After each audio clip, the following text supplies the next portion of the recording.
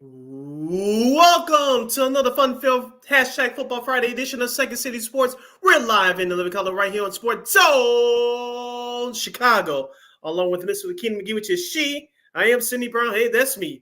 You can follow yours surely on the Twitter, X, and the IG at SidKid80. Once again, it's SidKid80. That's SIDKID80. That's SIDKID80. You can follow my Keenan McGee on the Twitter, X, and Keenan's again, IG. Make sure you download that Sports Zone Chicago app wherever you get your apps. Make sure you follow Sports Zone Chicago on all social media platforms on Facebook, Twitter, X, Instagram, and YouTube. Please download and subscribe to our podcast at War Media Podcast. That's WARR Media, PODCASTS. We are on all podcast platforms, including the iHeartRadio app. Make sure you give War Media a follow at WARR Media on Facebook, Twitter, X, Instagram, and YouTube. Once again, please give War Media a follow at WARR Media on all social media platforms. And thank you very much in advance for your support. Like, share, subscribe, and tell your friends. We are unapologetically fun, and we have very definite opinions. If you have any definite opinions during our 2-hour extravaganza we call a Sports Talk Radio Show, you can always find us at Sports Zone Chicago's Facebook page or at Sports Zone Chicago on YouTube. Type in those questions and comments in the comments section. Lakina will get the uploaded screen for you. But you decide to troll and or do something silly, dumb, or stupid, I've given Lakina full power to give you fools a bill and be a boot. Toodles. But before we begin, we must remind you can catch Sports Zone Chicago live in the living color on Roku TV. That's right. So celebrate the squad and get with the program. Sports Zone Chicago is now available on Roku TV. If you already have a Roku television, just tap on that sports folder and download that Sports Zone Chicago app.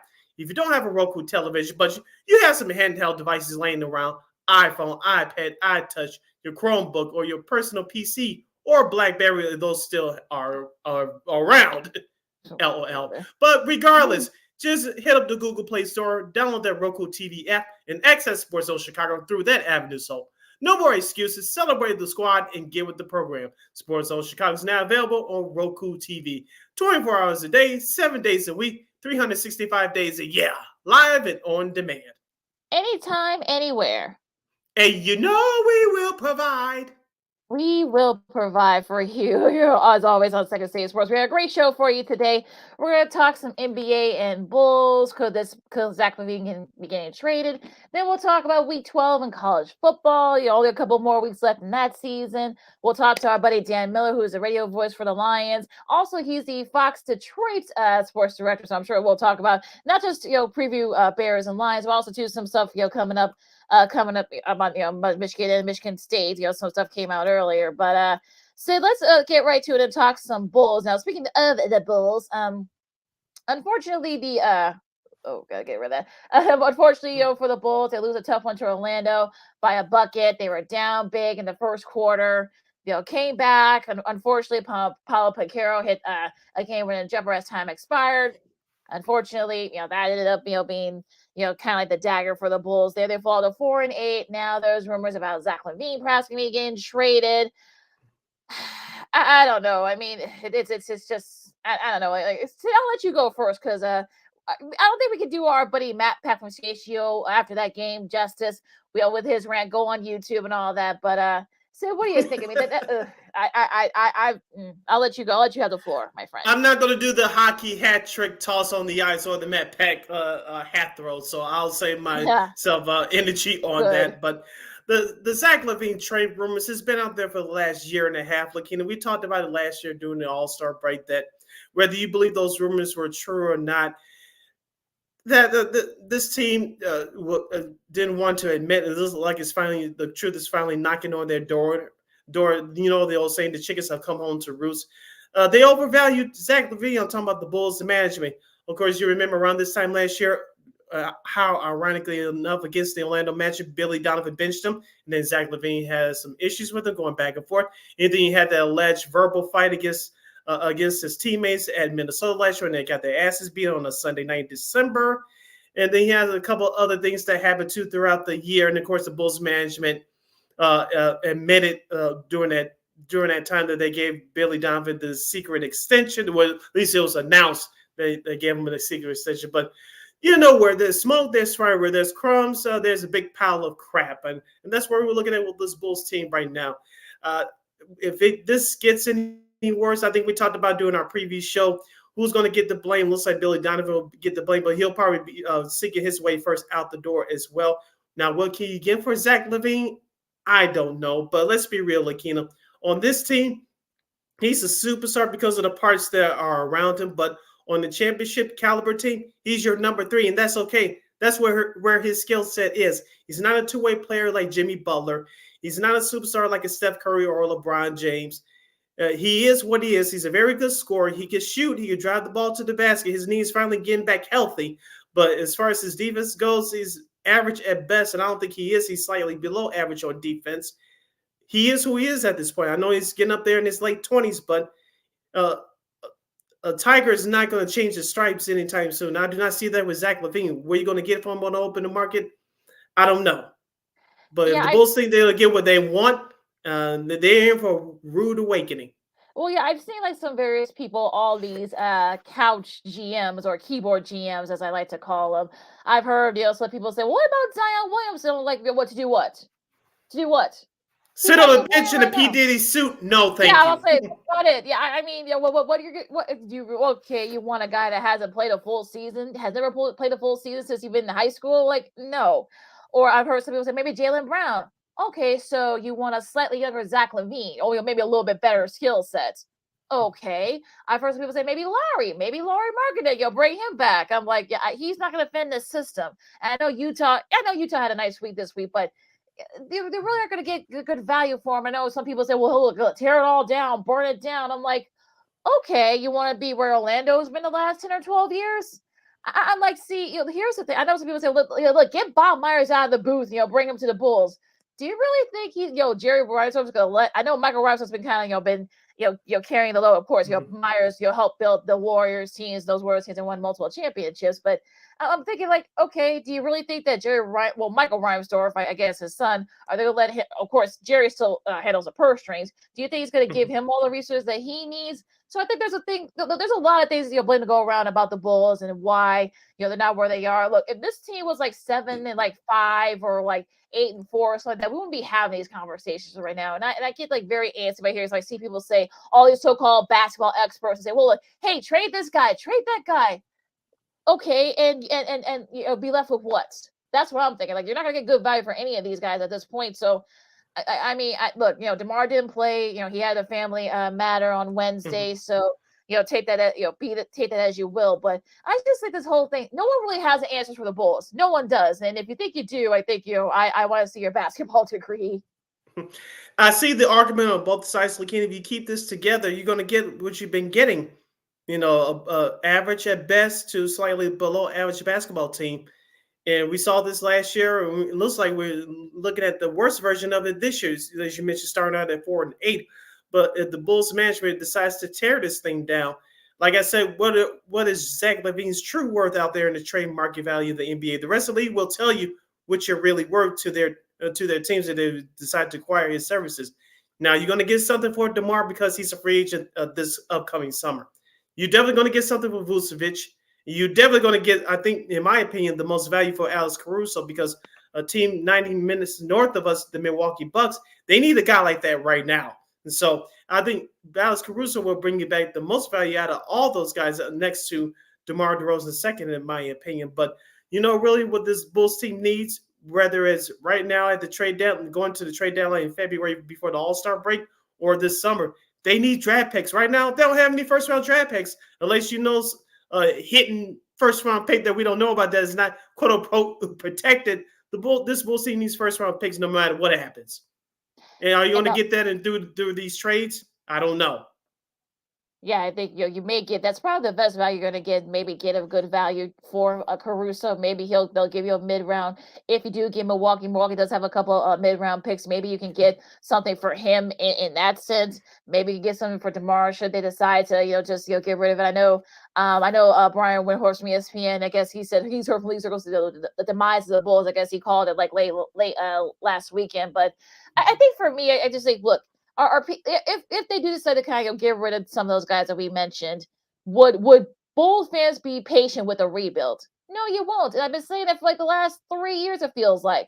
You're not going to be happy with a a full-on rebuild, especially if you end up like Orlando, which it seems like now they finally figured it out. But look how long it took them. So you want to be in Orlando for 10 to 12 years? You're not gonna be patient with this. So I think, look, try to see how you can get something from, maybe not completely tear it down, maybe like get a couple extra pieces or whatever. But for me, you're not gonna be Bulls fans not gonna be patient with a rebuild. You're not. And all these battle episodes, well, look, I'll be patient. No, you won't.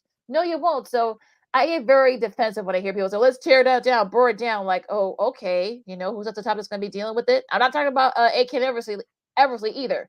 There's the owner at the top. He's controlling the purse strings.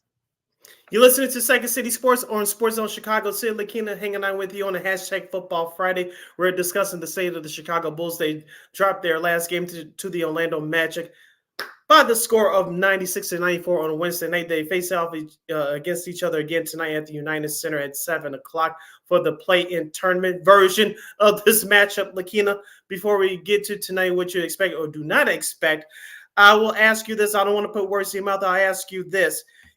If the Bulls should decide to trade Zach LaVine, which is within the next month or so, or at February around the All-Star break, do you think the other dominoes will start to fall? Because I was sent some numbers yesterday that the Bulls are not doing very well in the tennis. You may look at the games on television on ABC Sports Chicago. I don't think it's been as bad as it has been during the last couple of years of the Gar-Pax era, but every seat in that stadium's not filled right now.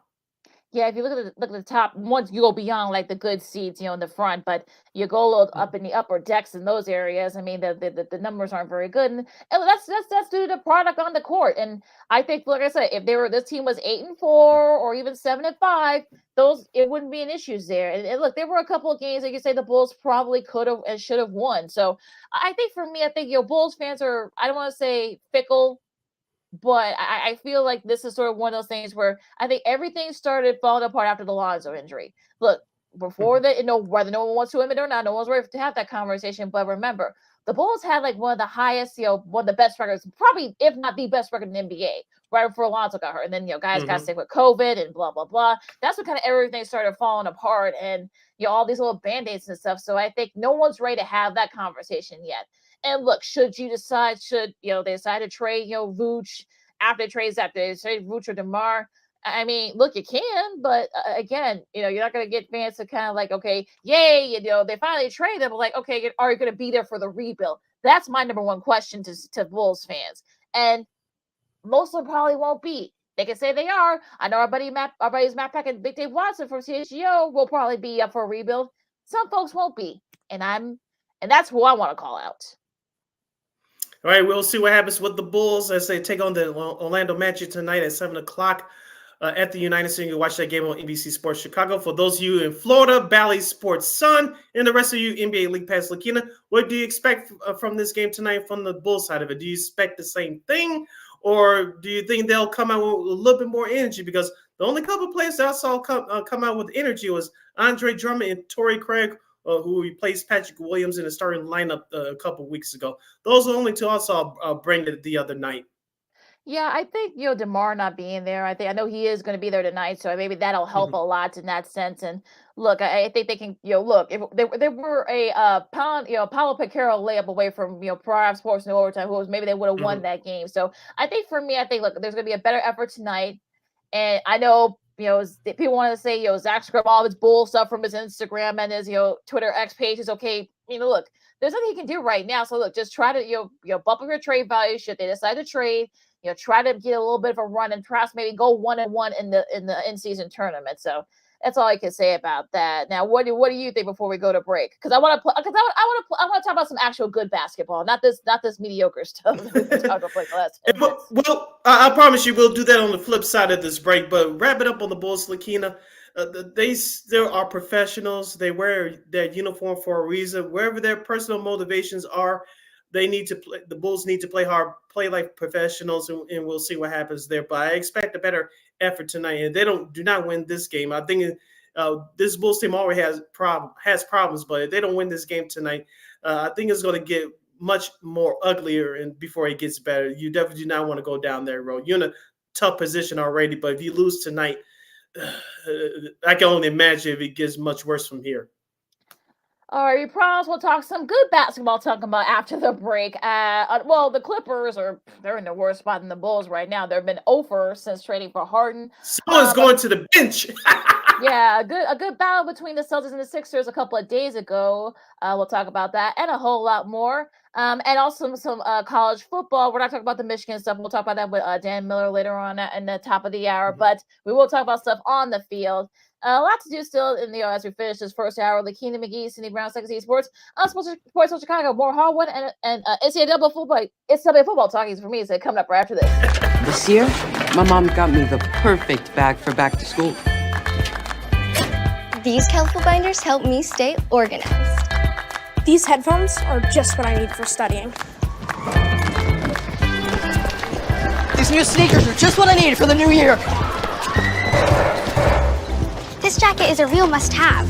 My parents got me the skateboard I wanted. It's pretty cool.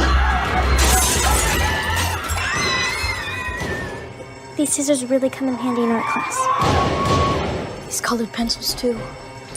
These new socks, they can be a real lifesaver.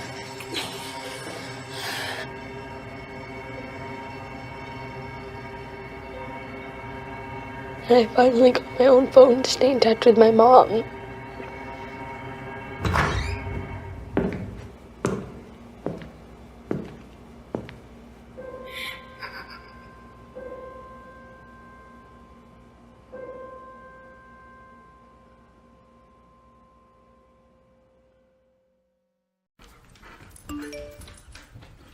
Trisha's having a sleepover tonight. Can I go? I wonder about Lucy's friends. What should I say? I know you're only 10, but one of these days a friend will offer you a drink. And alcohol at your age can lead to so many things. None of them good. So can I go to the sleepover? Lucy, I want you to promise me I something. finished my homework. Bigger promise. If there's any drinking, I want you to say, "No thanks, not my thing." Mom. I promise you. Your real friends won't care. Deal? Sure. Really? I promise, Mom. They really do hear you. Did you pack your toothbrush? For tips on how to start the talk, visit underagedrinking.samhsa.gov, a public service message from the Substance Abuse and Mental Health Services Administration.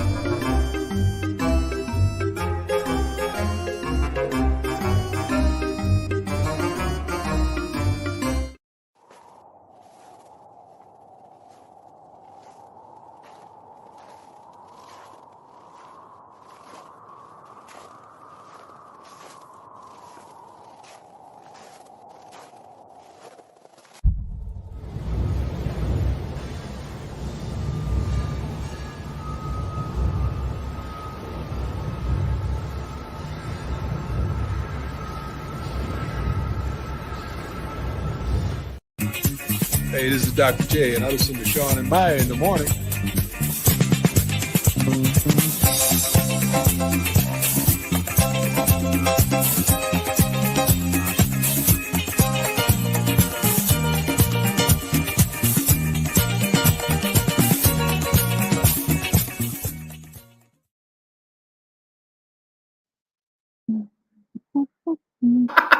Welcome back to Second City Sports on this hashtag Football Friday edition. We're live in Living Color right here on Sports Zone Chicago. I'm Sid. That's Lakina. You can follow yours truly on the Twitter, X, and the IG at SidKid80. Once again, it's SidKid80. That's SIDKID80. That's SIDKID80. You can follow my Keita McGee on the Twitter, X, and Kids Girl again, the IG. And make sure you have any questions or comments for us. Since we have 85 minutes left or so in this extravaganza, we call it Sports Talk Radio Show. You can find us on Sports Zone Chicago's Facebook page or at Sports Zone Chicago YouTube. Type in those questions, comments in the comment section. Lakina will get them up on the screen for you. All right, so we won't do game by game because we don't have the time. But let's just get to like what games and what performances, what team impressed you so far this week in the NBA. Last night, like I said, we won't go to last night's games, Thursdays, even though it was just two. But the Golden State Oklahoma City contest, of course, Draymond Green has been suspended for 5 games with that dust up against the Minnesota Timberwolves with chokeholding Rudy Gobert on Tuesday. But Klay Thompson got in that fight with McDaniels of the Minnesota Timberwolves, and that's what prompted that skirmish. But last night's game, Isaiah Joe of the Oklahoma City Thunder, 7-7 from 3-point range. He finished the game with 23 points. Shai Gilgeous-Alexander with 24 as Oklahoma City blows out the Golden State Warriors on their own home floor. The Warriors are without Steph Curry. Klay Thompson, as I mentioned, he got in that scuffle the other night. He only had 5 points. And, of course, Chris Paul, he can only do so much. But, Lakina, if you're a Warriors fan, are you worried right now, or you think they have just a couple more weeks before the panic button really starts to set in? Yeah, I think we went through this last year with them. They struggled a little bit, and look, it got everybody to kind of get back together, and then that's what ended up happening. So I'm not too worried about the Warriors, at least right now. Look, Draymond, I'm surprised he didn't get more than that. The way he, the little like snapshot that everyone showed, with the meme with him, chokeholding Gobert. That was I thought because of that they probably they were going to go 10 games. He only did 5, and he didn't bother appealing it. So. But yeah, I mean, look, I think Steph didn't play. He was, as a rest day for him. And Gilgeous-Alexander, got to give him credit. I mean, he's been, kind of lights out. This is probably where, look, we saw this up and coming Oklahoma City team. So let's give him a little bit of credit too. So I think, like I said, I think right now, give it till Christmas. If they're still struggling, talk about the Warriors, if they're still struggling by Christmas, then we can start panicking. But right now, you're going through the motions. Look, we know Steph's not gonna be able to play every day like he usually, does. And Draymond's gonna be out for the next few games. So I think let's just let it all play out before we start oh my God, I'm pressing the panic button. Let's go back to Oklahoma City. Of course, last night, one more note about last night's game. Chet Holmgren looks like he's starting to come to his own. 13 points, 10 rebounds. We talked about the Sacramento Kings around this time last year. Lakina, look what they did. They had the top 4 seed in the Western Conference, took the Golden State Warriors to 7 games before losing Game 7 at home. Do you see the Oklahoma City being this year's Sacramento Kings? I do. Yeah, I think they have a shot. I think if Holmgren can stay healthy, I think that's going to be the key. If all those guys can stay healthy, I think that they could definitely be break through and beat this year's Sacramento. Speaking of Sacramento, real quick, 84 right now. I'm talking about OKC. Yeah, so they're right there. So yeah, I think if they can kind of keep it up, that's going to be the question. So we'll see what happens there. Now, speaking of Sacramento, they did beat the Lakers by 15, 125-110. Domantas Sabonis had 29 points leading the way for them, and if you remember, I'm talking about the Lakers, they didn't shooting from the 3 was a big issue for them, and unfortunately that was an issue for them. This go around 11 for 29 from 3. That's not gonna do it, especially if you're facing a team that's actually pretty good from 3. Like, not that the Kings shot better themselves, but you had Anthony Davis only had 9 points. He got a little bit banged up. LeBron had 28, but they didn't really have too much. And look, if I know Reeves had 26, was a season high which had a season high, but you're not going to be able to if Anthony Davis can't stay in the lineup, and he struggled from the field. He played 35 minutes, only scored 9. That kind of killed the Lakers, and the Kings are shooting lights out. So I think they right at 50%. So they're 6-4. Talking about the Kings, and we'll see if they can kind of have. I know they've kind of have a couple of setbacks, but they can definitely still sort of be right there in that Western Conference. And the Kings are 2-0 against the Lakers so far this young season, in 23-24 season. As I said once, I'll say it again, Lakina. If you have LeBron James playing over 32, 35 minutes a night, especially at his age, he'll turn 39 next month in December. If you haven't played that throughout the season, and like you mentioned with Steph Curry earlier, LeBron James, unfortunately, is not going to play every game. If you're going to get half-ass efforts with Anthony Davis, that's going to be a problem. But regardless, this tone is set with Anthony Davis being that dog, being that alpha dog, that go-to guy. But also the other role players had to step up. You mentioned with Austin Reeves, he had a good game the other night. But there's other guys like Christian Wood. I told you he's going to be one of my keys to the Lakers going to the NBA Finals, and not this year. D'Angelo Russell and some of the other guys. Cam Reddish, he had a good last couple of games over the last weekend. So those role players got to step up their games as well. we'll see if they can keep it up, and they can do that, because I'm sure LeBron by January LeBron's going to take a couple of games off. So I think that the Lakers got to be in a good spot for them. So we'll see what happens. Now, one team that got a much needed win with all their guys back is Phoenix. Phoenix, with the Book back, finally, unfortunately Beal still did not play. So, but Book, did come back with a vengeance. He had 31. Both, he and KD both had 31 points, and they were, here's the key here. I mean, they were 54%, just a little over 54% from three, just under 55. Unfortunately for the T-Wolves, they were only 5 for 27. I thought they were playing the Bulls for a second. So unfortunately, that's even though, look, that was their third loss. Talking about the Minnesota. Minnesota had gone to a rocket start. I should say. I should use that term a little bit better. They 8-2 and now 8-3 with this loss to Phoenix, but Phoenix really needed this win desperately. Yeah, if you're the Phoenix Suns, you're one of the top teams in the league there, expected to win the title this year. And as you mentioned, health is going to be the key. Devin Booker and Bradley Beal have both taken their turns of being on the injured list. And you won't see the true identity of the Suns team until all of them are back healthy at once, playing on together on the court at one time. And so that's definitely going to be the key for the Phoenix Suns. As we mentioned before, we'll say it all season long, this Western Conference is stacked. Hugely stand. Going to the East for a second. The top two teams in the East, battled out on Wednesday. Boston pulled away from Philadelphia, I should say. 117-107. Jason Tatum had 29 points season, a game high, I should say, from among everybody. Joel Embiid only had 23. And in this case, for the Celtics, they were able to, kind of tame the Sixers. It was kind of back and forth for a little bit. I think Boston kind of dominated, from early jump. Sixers came back. But, it was actually, not a good shooting night for the Sixers. Probably their worst shooting night of the season so far. They've lost a couple in a row now. Yeah, as you mentioned, Jason Tatum, he had a couple of big three-point shots late in the game to separate themselves from Philadelphia.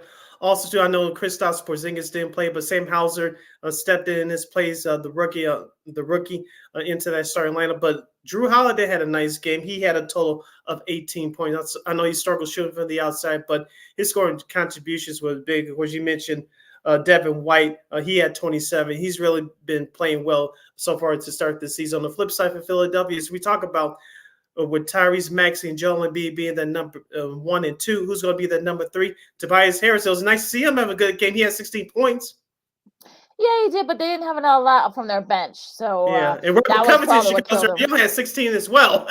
Yeah, that kind of killed them there. Not a lot of contributions from the bench, so that's what killed them there in that game. But yeah, I mean, look, they'll have their battles throughout the season. I think they play like 3 or 4 more times. So this is their first meeting. I think this is going to be interesting to see what happens with those two. Now going back into Tuesday's games, Minnesota did beat Golden State, so 104-101. Karl-Anthony Towns. This is the play-in tournament games from Tuesday. That was part of the play-in Tuesday. So 104-101. These are all the play-ins. The Lakers beat Memphis 134-107. Denver, this is who I want to talk about. Denver edged out the Clippers, and that second game of that play-in. Jokic had 32. PG had 35, which led all scores. But they're now 0-6. I'll talk about the Clippers since the trade for Harden. And for me, I think, look, this is I know people already have their jokes, obviously, but it's they haven't been shooting well from the field. It's been really rough. They're 0-6 on the road. They only have only 2 teams have a road without a road win. The Rockets are the other team that don't have a road win so far. And this is it time to panic in Clipperland? Not yet. I know the previous games we talked about on our last couple of shows regarding the Clippers ever since the acquisition of James Harden, their performances were not as good. If you're a Clippers fan, of course, you want your team to win, obviously, but you have to be encouraged about what they did at Denver the other night. I know Denver's without Jamal Murray for at least the rest of this month, but Denver is just now still better than you slightly. The Clippers did play hard, and they were in the game, then damn near forced it into overtime, but if I'm a Clippers fan, I'm encouraged because considering the way the team's been playing previous to what happened on Tuesday. So I'm encouraged, but we'll see what happens. I know Tyronn Lue, the head coach, shook things up now. Russell Westbrook is coming off the bench. Yeah, we'll see how that's going to work. This is going to be interesting to see how that'll Russ work. didn't want to do when he was with the Lakers, and I don't blame him for that. But we'll see if he buys into this. And now he's with the Clippers for this year. And Hart did play a little bit better, so maybe give him another week or two, I guess, until he starts, getting, the old James Harden that we know. So we'll see what happens there. The Pelicans upset the Mavs in that play-in tournament, 131-110. Brittany Ingram had 25. OKC beat San Antonio. Indiana, like I said, Sixers have lost to 2 in a row. That first loss was against Indiana, 132-126, in a very high-scoring affair. And look, Miami's been playing a little bit better lately. So, are they starting to kind of figure things out a little bit? I mean, they beat the Nets last night in the play-in on Tuesday. They beat the Hornets. So it looks like they're starting to kind of figure this out a little bit too over there in South Beach. Yeah, the Heat squad, of course, that tone is set by Jimmy Butler. And, of course, Bam Adebayo, the big guy, is still there. But what you're going to get out of Tyler Herro, who missed the playoffs last year due to various injuries, still have Duncan Robinson there. I know that they lost Gabe Vincent to the Lakers via free agency. So let's see, what they call Heat culture down there. Give Eric Spoelstra credit. He's one of the top coaches in the NBA, perhaps, in all professional sports, especially what that team did last year to get to the finals. So hopefully they're over the Damian Lillard non-acquisition and they can play some basketball. As you mentioned, they've done it over the last few games. Yeah, they have. So maybe they are starting to maybe they're kind of got that, bad taste out of their mouth for not getting Dame, and hopefully they can kind of get back to what they know and what they do best. So we'll see what happens with that. Now let's go to this weekend's games real quick. So these are Friday's games. The in-season tournament games continues tonight. Should be some good ones here. You got Milwaukee and the Hornets, the Knicks and the Wizards. So it should be a good one here. The Sixers and the Hawks. I don't know if Treo's going to play. I know he just had his second child. He and his wife had their second child. So I don't know if he's going to play now. Maybe we'll see. Detroit and Cleveland. Congrats to their family, by the way. Boston and Toronto. The first game, the ESPN Friday night doubleheader, you got the Kings and the Spurs. Oh, that should be a fun one. The Kings versus Victor Wembanyama and the rest of that game in San Antonio. And the Bulls, we told you the Bulls, get their revenge against the Magic. Hopefully they can do that. Denver and the Pelicans. Phoenix and Utah is at 8 o'clock. 9 o'clock, I should say. That's the second game of the ESPN Friday doubleheader. Lakers and Portland and Houston and the Clippers. James Harden facing one of his former teams. Here's your schedule for Saturday. It looks like this. The Miami Heat will travel to Chicago to face the Bulls at 7 o'clock at the UC. Other matchups are as follows. The Knicks are at Charlotte to take on the Hornets. Minnesota's at New Orleans to take on the Pelicans. The Mavericks and Bucks will do battle on NBA TV Saturday night at 7 p.m. Central Standard Time. That should be a good one. Luka Doncic versus Giannis Antetokounmpo and Dame Dollar. Wrapping up the rest of that schedule, Memphis at San Antonio. And the Oklahoma City Thunder will finish their 2-game series in the Bay as they'll once again face the injury-riddled Golden State Warriors. All right, so there's matchups. You got the Sixers and the Nets, Detroit and Toronto, the Magic and Indiana, Nuggets and Cavs. Good one here. I wish it was on television, but yeah, the Kings and the Mavs. That should be a fun one. Boston and Memphis. The NBA TV game, you got the Suns and the Jazz. OKC and Portland and Houston, and they stay in LA and they play the Lakers this time on Sunday. And that's just for this weekend in the NBA. All right, you're listening to Second City Sports on Sports Zone Chicago. We're going to a hashtag Football Friday mode. I'm Sid. That's Lakina. All right, Lakina, we're previewing some of this week's games, key games in college football, as we are now into week 12 of the college pigskin extravaganza.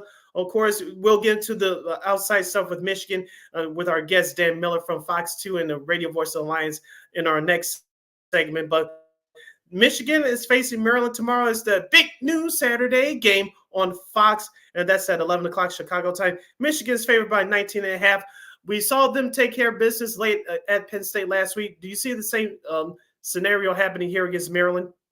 Yeah, I don't see them, getting to. I know Maryland. They always have a little bit of it gives a little bit of a shake, with Maryland. But Maryland, unfortunately, they've been pretty disappointing this year. So I wouldn't be, surprised they blow them out, especially with all the stuff that's been going on the outside. That they're probably going to use as motivation, like I've been saying the last few weeks. And I really think that they're not going to have any trouble with Maryland. Unfortunately, Mike Locksley sadly is on the hot seat. So this might be Another one of those, the revenge tour, I guess, for Michigan. All right, other key games for tomorrow, Saturday, 11 o'clock a.m. on ABC. Number 10, Louisville. The Cardinals will travel to South Beach to take on the University of Miami. Miami's favorite by 1 point. They played hard last week against Florida State, had their chances, but they struggled down the stretch. So the Florida State won that one. Last week, Penn State will face Rutgers at 11 a.m. on FS1. Oklahoma, number 14 in the country, they'll face BYU on the road at 11 o'clock. Michigan State against Indiana on Big Ten Network. The Purdue Boilermakers will travel to Chicago's Big Ten team territory, quote unquote. They'll face the Northwestern Wildcats. Northwestern is 5-5 on the year. Purdue is favored by 3 points on the road. Do you give Northwestern a chance to clinch their 6th win of the year and get to a bowl game? Yeah, I think they can. Look, congrats to David Braun, who he was named the new head coach. Got their room tag. I mean, look, you give him credit for doing what he's able to do with all the circumstances. But yeah, I think, look, Northwestern, Purdue, I know Purdue's just had their struggles this year, but I think Purdue should. This will be interesting, but yeah, I think for Northwestern, I think might get their 6th win and be bowl eligible. Now, James Madison, unfortunately for James Madison, they won't be able to go to a bowl game, a New Year's Six bowl game, I guess. If because NCAA wouldn't let them. That's a whole different thing, but that's silly. But College Gate is actually in James Madison. I know that the crowd's going to be raucous, so they've won multiple FCS titles. They host Appalachian State. That's going to be on ESPN Plus at 1 o'clock. So I want to give them a little bit of a shout out. There on the Pac-12 network, Utah and Arizona at 1:30. Let's see. Duke and Virginia, that's gonna be the CW game on WGN TV here in Chicago. I got that right. Yay. Right, thank you. The big game here for the SEC got Georgia and Tennessee at 2:30. Do you think Tennessee has a shot at upsetting Georgia? I think they do, and here's why. Tennessee has a big-time running game. Jalen Wright is going to have a big game for the Volunteers. I know he has only 3 rushing touchdowns on the year, but Tennessee running game is very good, one of the best in the country, and I think it's very underrated. And number 2, they have the home field advantage, so I think that's going to give them another edge. But their Volunteers defense they're going to give that Georgia offense trouble. They have to. They got to play within themselves, create a couple of turnovers, and get some sacks. I think if Tennessee gets 2 or more turnovers, I think they'll pull off the upset. If they don't, you can say goodbye. But I'll give Tennessee a shot. I know Georgia's favored by 10 points on the road, but I think Tennessee will have something in store for them. That defense got to get 2 turnovers or more to pull off the upset, in my opinion. Yeah, look at their performance against Mizzou last week. I don't know. TSC does have a smidge of a chance, but I don't know if they'll be able to pull it off. We'll see. Illinois and Iowa at 2:30 on FS1. That's probably going to be for the Big Ten West title. Iowa's in the driver's seat for that. You think Illinois can perhaps derail Iowa's opportunity to get to clinch that division? I'll be the jerk and say no. Notre Dame against Wake Forest on NBC. They host them. North Carolina and Clemson on ESPN. The annual LA rivalry. You got UCLA and USC at 2:30 on ABC. I love watching this rivalry no matter what the records of the teams are. Both are unranked, unfortunately. They've had their struggles the last couple of weeks. I'm talking about USC especially. So what do you think? Who do you think will win in this game?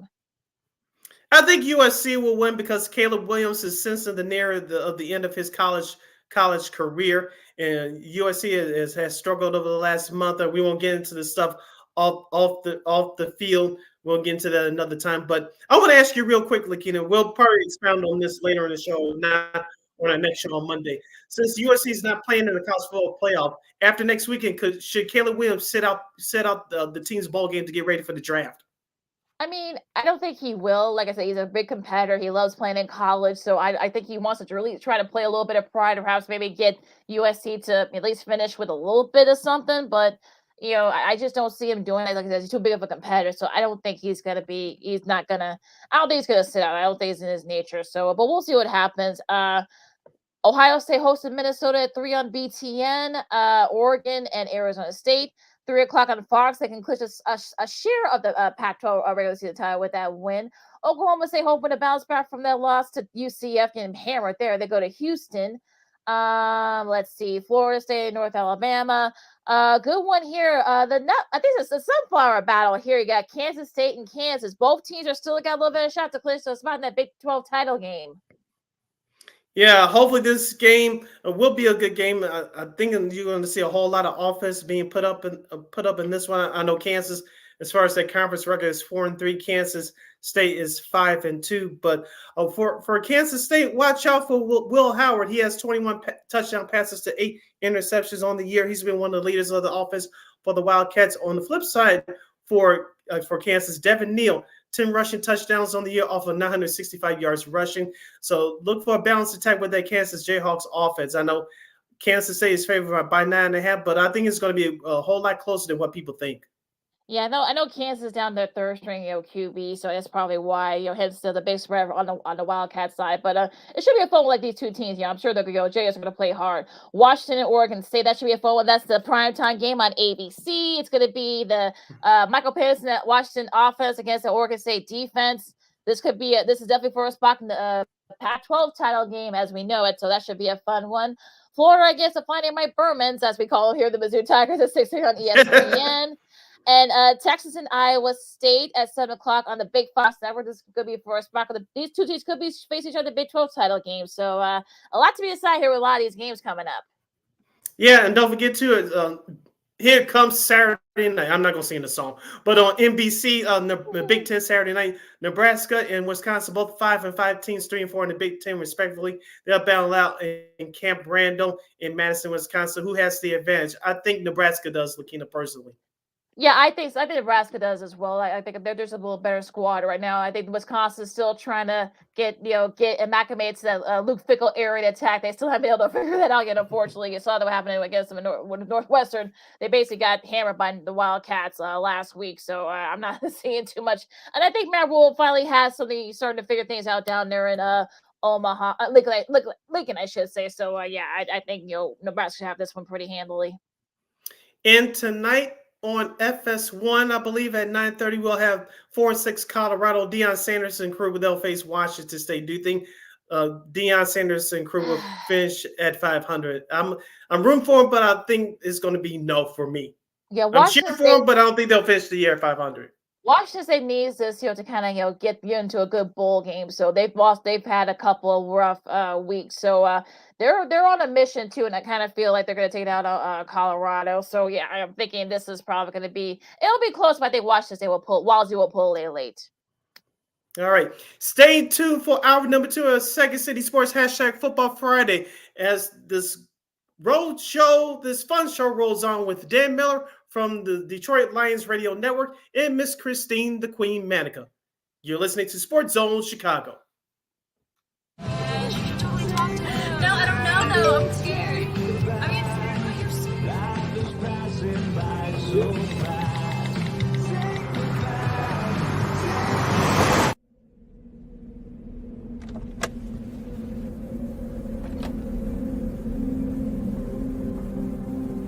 Do you know that you're in my lane? No, not at all. Are you not paying attention? Are you texting? I was just checking in with my mom. I was telling her that I thought we'd be home by 6. It's okay. There's enough time. Just pay attention. I'm not even halfway through my text. There's no way. I'm not even going to look up. My babies are in the car. You have to pay attention. It's just supposed to be a quick text. I'm so sorry.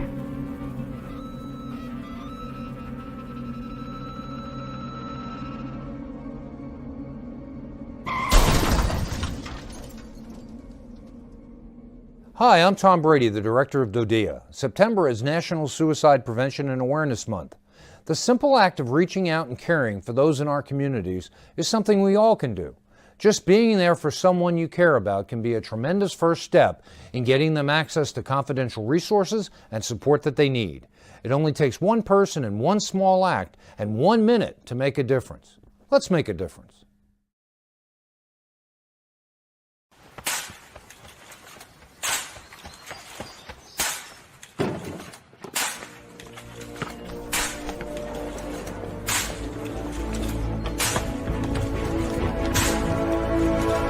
Move it!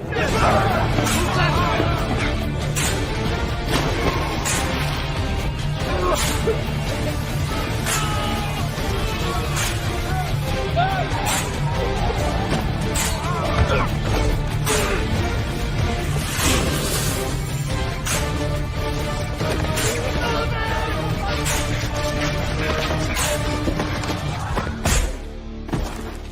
will hear the calling. Few will earn the title. United States Marine. The few, the proud, the Marines.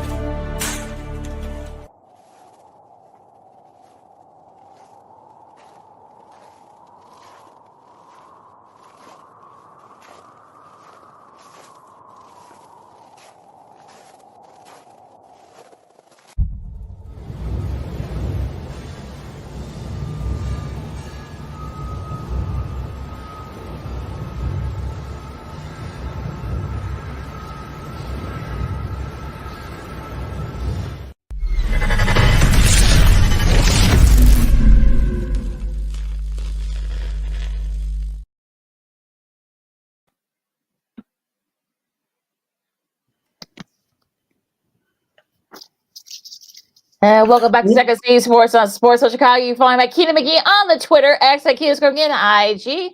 You can follow yours truly, Sydney Brown, on the Twitter, X and the IG at CK80. Once again, it's CK80. That's SIDKID80. That's SIDKID80.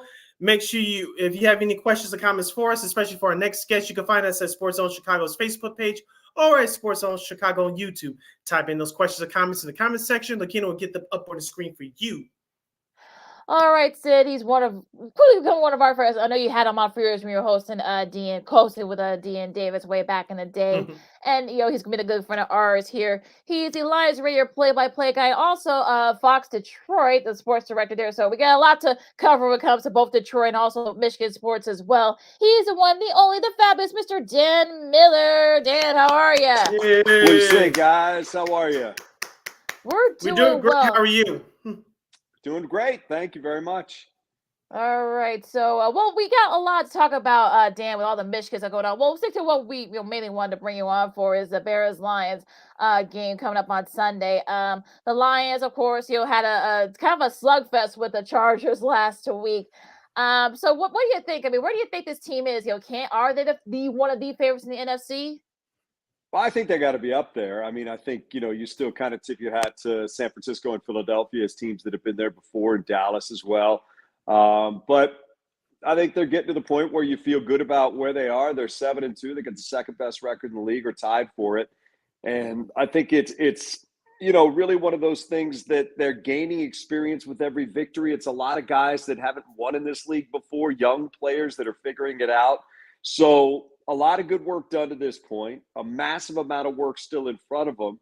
But I think they've put themselves in a position leading the NFC North and up near the top of the NFC that they can feel like they are a contender for sure. But, man, there's so much that has to happen, starting with what, I think everybody here believes will be a tough game on Sunday against the Bears team that I don't think their record necessarily indicates what their talent level is. They're getting better. You can see that 3-3 in their last 6. So, anytime you start feeling comfortable and assessing where you are in this league, it's got a way of knocking you back a little bit.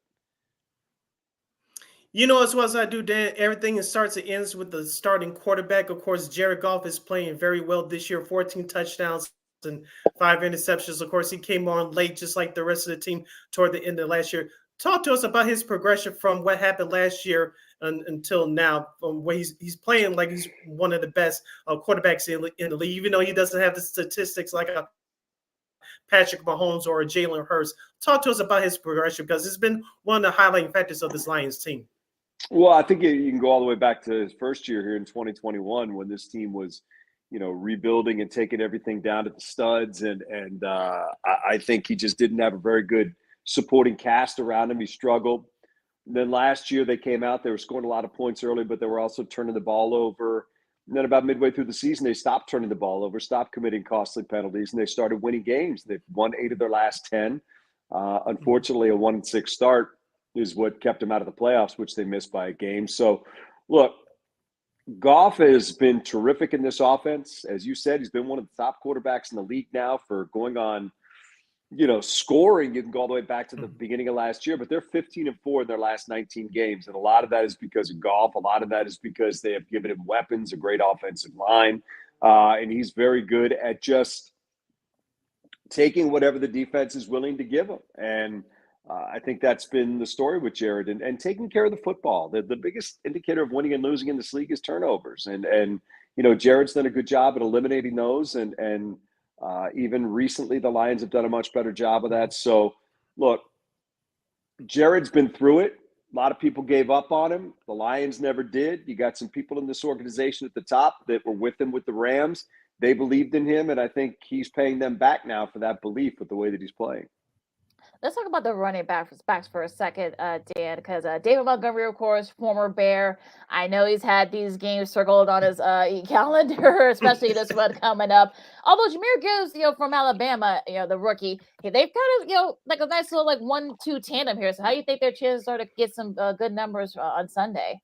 Well, I think this is what the Lions envisioned when they, redid their running back room after last season and got rid of or let go of two guys that had played well for them and brought in Gibbs, who was a number 12 overall draft pick, and Montgomery, who was a free agent. And I just think, when they've been able to play together, and Montgomery missed some games in there, but they've been outstanding. And they have been what the Lions had hoped for in terms of being dual threats, both as runners and decoys and triple threats in terms of receivers as well. So they have, I think, added to what they thought would be a very strong mix on this offense.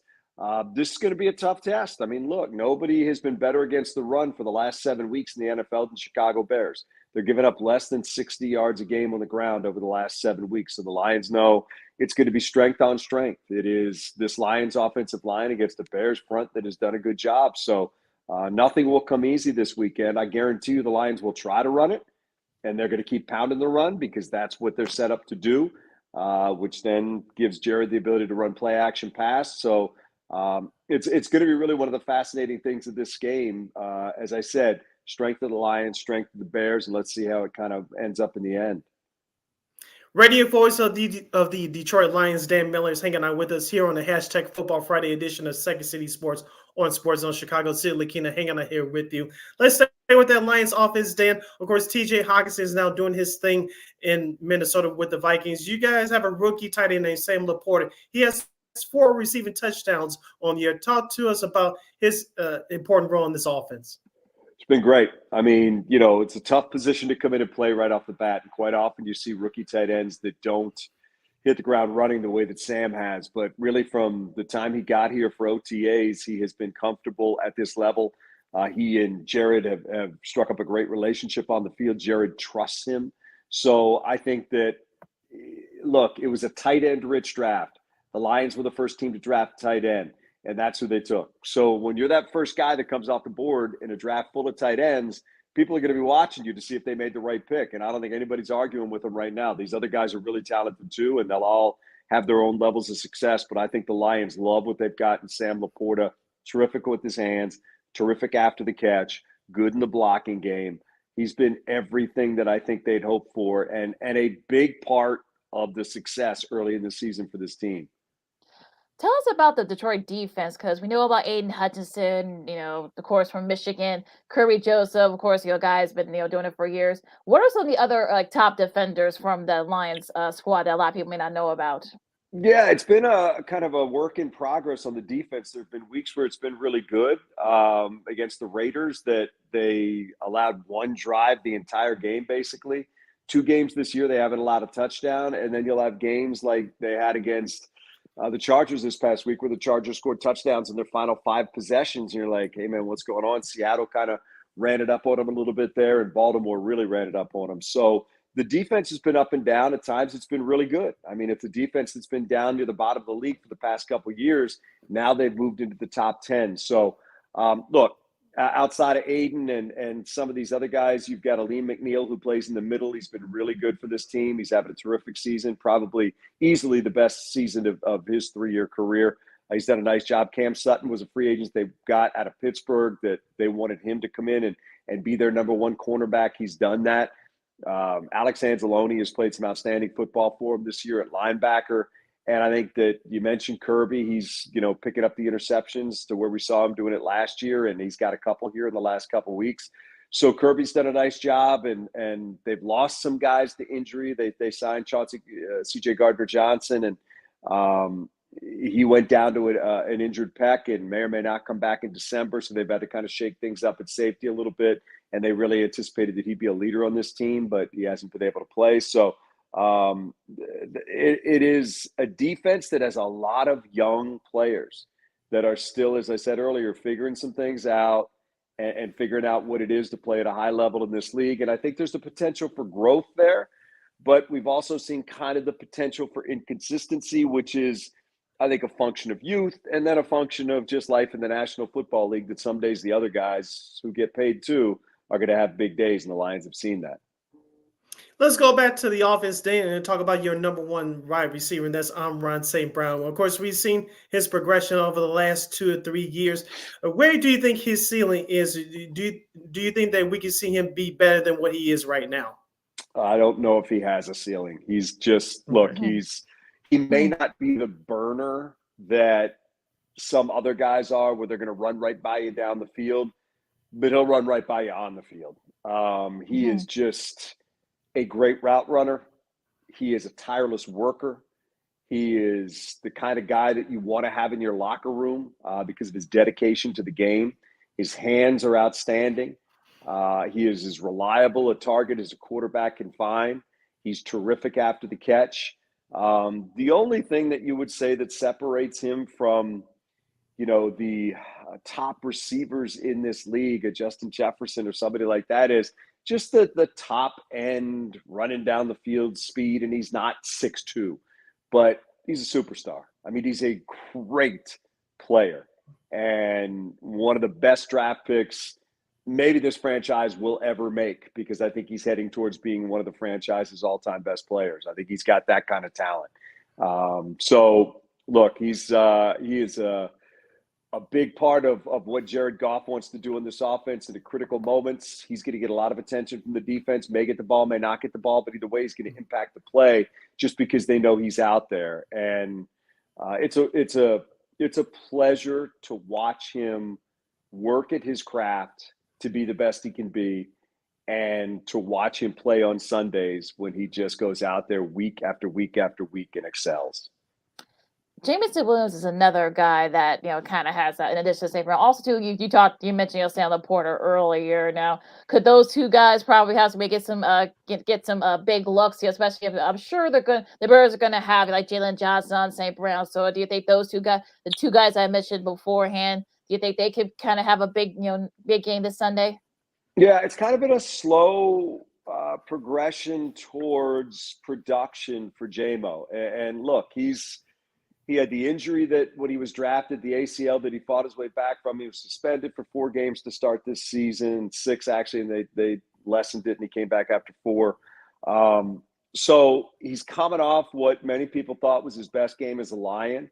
Caught a couple passes, had one big block on the Montgomery 75-yard touchdown run. And he's just, I think, starting to get his feet under him. It has not gone as quick as I think fans had certainly hoped. I'm guessing it's not as quick as he had hoped, but he's sticking in there and he's grinding it out, and his speed is otherworldly. It is just off the charts how fast he is. So, look, I think sooner or later, and probably sooner, we're going to see that breakout game from JMO where he has not just a big play, but, that 5-catch game that we haven't seen from him yet. So, look, here's what Jared Goff does to your original question. Mm-hmm. Jared will take whatever the defense wants to give him. And for a defense going up against the Lions, you have to kind of pick your poison, because you can take Montgomery, Gibbs, Amon-Ra, Laporta, Reynolds, Khalif Raymond, whichever of those guys that you want to try to take away, JMO, you can do it, but there's going to be somebody open somewhere. And that's what Jared's done a really nice job of finding and being patient enough to just kind of, whatever you want to try to take away, but there's going to be something else there. That's the way this team is built. It's built around its offensive line to run the ball and to give their quarterback time. And then the quarterback has a lot of weapons to choose from. So it could be those guys. It could be somebody else. You look back at the game against the Chargers, the Lions had the ball, final possession of the game, tie game. They get a 41-yard play right off the bat. Didn't go to J-Mo, didn't go to Amon-Ra, didn't go to Gibbs, didn't go to Demo. It went to Khalif Raymond, who's probably the number 4 receiver on this team, but he is really fast, got the ball in the opening field, turned it into a big play, and that's what good teams do. You take what defenses give you. We're halfway home with our guy, Dan Miller, the radio voice of the Detroit Lions and the sports director of Fox 2, also in Detroit. He's hanging out here with us on the hashtag Football Friday edition of Second City Sports or in Sports Zone Chicago. Sid Lakina hanging out here with you. Dan, let's talk about the fan interest with the Detroit Lions. So Detroit, just like Chicago, is a football town. Fans and citizens love their football teams.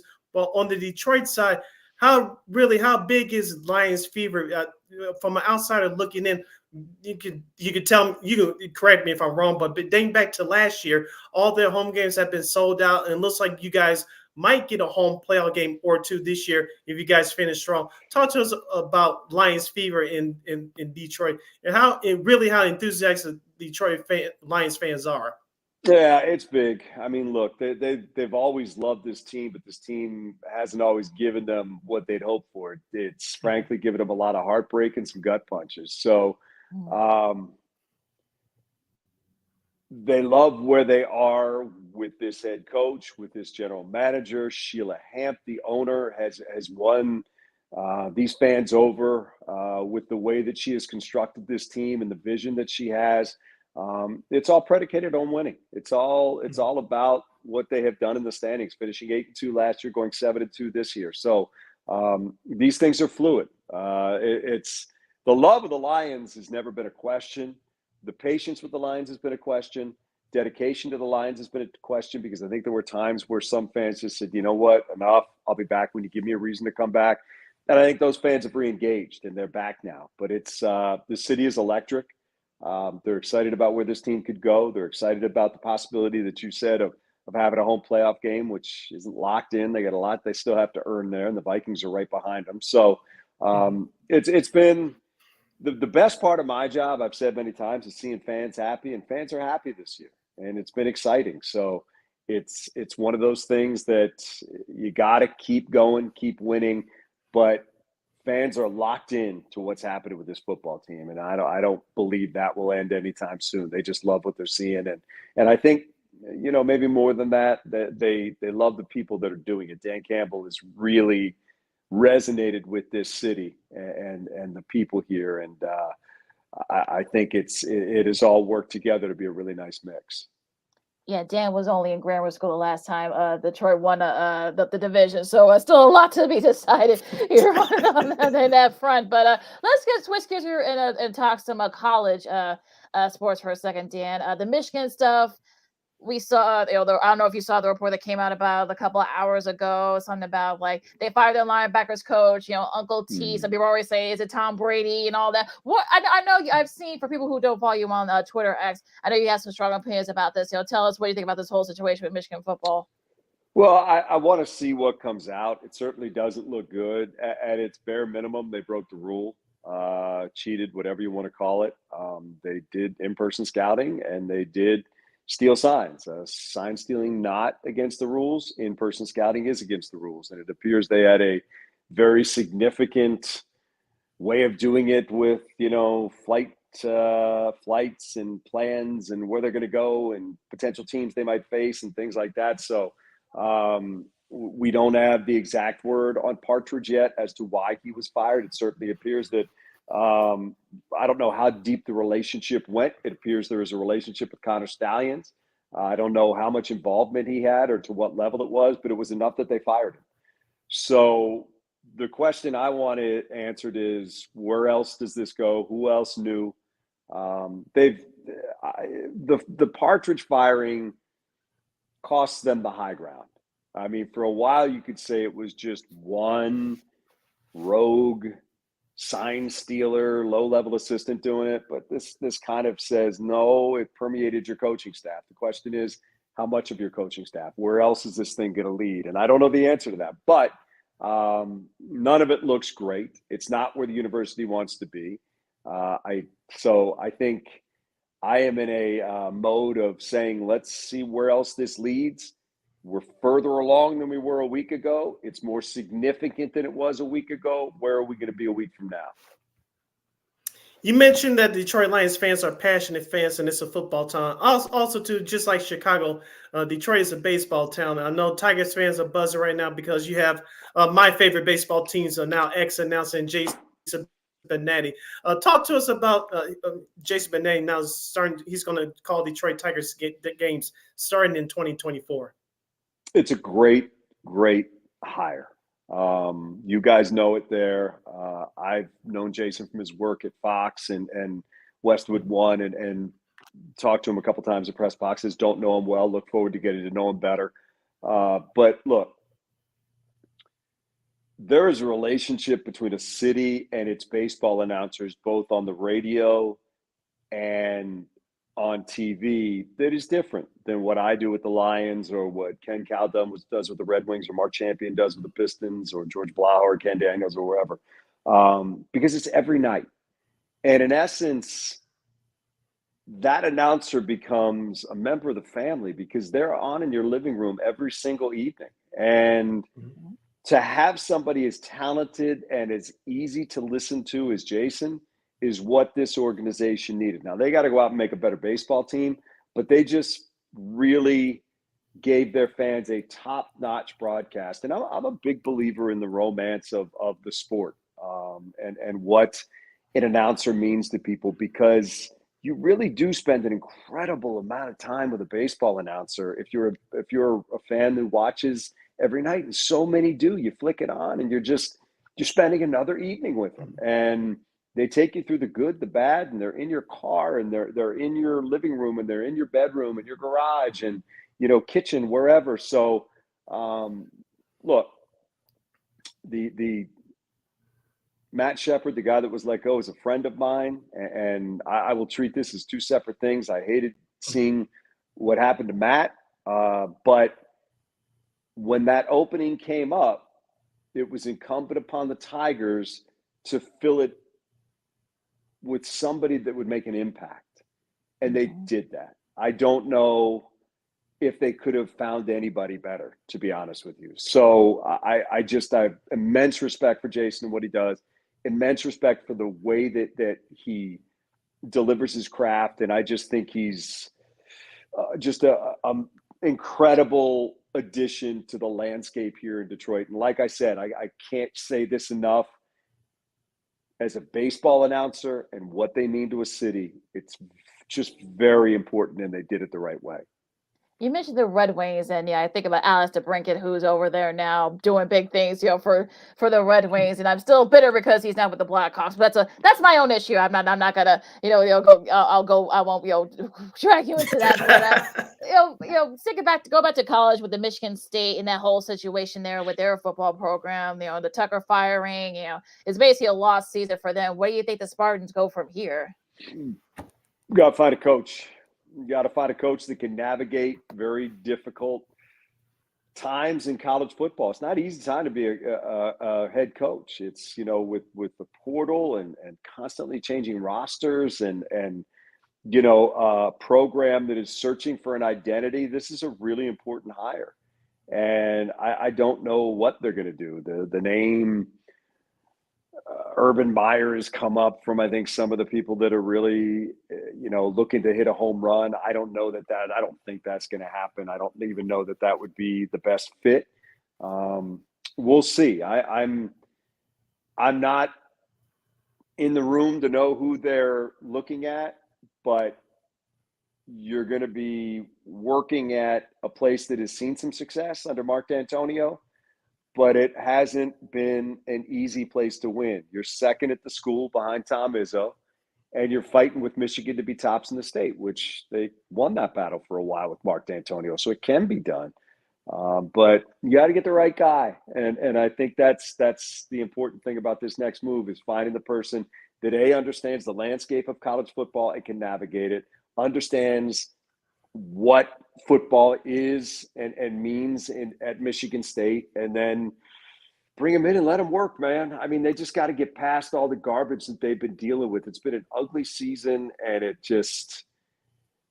was just so unfortunate for all the kids that pledged their allegiance to Michigan State, and the coach let them down like that. And I just, I hope they get it right. And it's a big hire. And it's oftentimes easier to hire the wrong guy than it is to hire the right guy. So I'm glad I don't have to make those hires, because there's so many variables that go into it. Hopefully they are well placed with people and voices to go out there and make the right choice. Last moment, too, with our guy, Dan Miller, the radio voice of Detroit Lions. He's hanging out with us here on Second City Sports on the hashtag Football Friday. Sid Lakina here with you on Sports Zone Chicago. Dan, before we let you go, and I'm not saying this just because you're on our show today, but I watched various local teams, pregame shows, of course, on the Fox TV networks. Obviously, ours I watch here in Chicago, obviously, with your colleague and our good friend Luke Canellis. But I watch your guys' show, of course, on your station's website, fox2detroit.com. You guys, along with Miss Jennifer Hammond, and the rest of the crew, seems like you guys are having a whole lot of fun, obviously, especially for this year because the Lions are winning. Talk to us about working on that show. How long you've been doing that? Been doing that for 27 years, one way or the other, since I got to Detroit and doing the Lions pregame show. And it's probably the most fun I have all week, other than doing the games. It's just, I'm with people that I would be with anyway. I eat dinner with those people. They're my friends. I love them. And I get to spend an hour just talking football and cutting it up and having a good time. We're going to get you the football that you need, but it's going to be fun along the way. And we want people to feel like they're just hanging out with friends. And that's kind of that's the vibe that I believe, really is our department, is that you can relate to us, that we can all just hang out and talk about sports and have a good time. The guys that I want next to me are guys that understand that we have a game to talk about, and there's X's and O's and strategy and all those things. But man, it's got to be fun. And I've always believed, in all my years of doing TV and radio, if you're having fun, the viewer or listener is having fun. Mm-hmm. So do it that way. You can take this stuff too seriously, and it doesn't mean that you don't have a job to do, because you do. But man, mm-hmm. I think along the way, there's just ways to just, do what you do if you were hanging out. And obviously it's a little more formal than that, but I'm just blessed to work with the people that I work with. And like I said, if I wasn't working with them, I'd want to be hanging out with them anyway. So I love going to work on Sunday mornings and doing that show and being with those people. And it's just it's a good time, and I'm very lucky to be able to do it.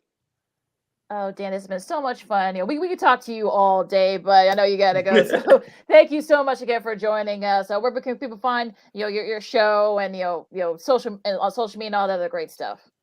I am Twitter or X or whatever they're calling it these days. Dan Miller at Dan Miller Fox 2, and you can catch us on Fox 2 in Detroit. You can catch our Lions broadcasts on the Odyssey app, or 97.1 The Ticket is our flagship station in Detroit. So. We're always around one way or the other, and we love what we do, and we're having fun. And look, I get to watch games for a living. Can't be that bad, right?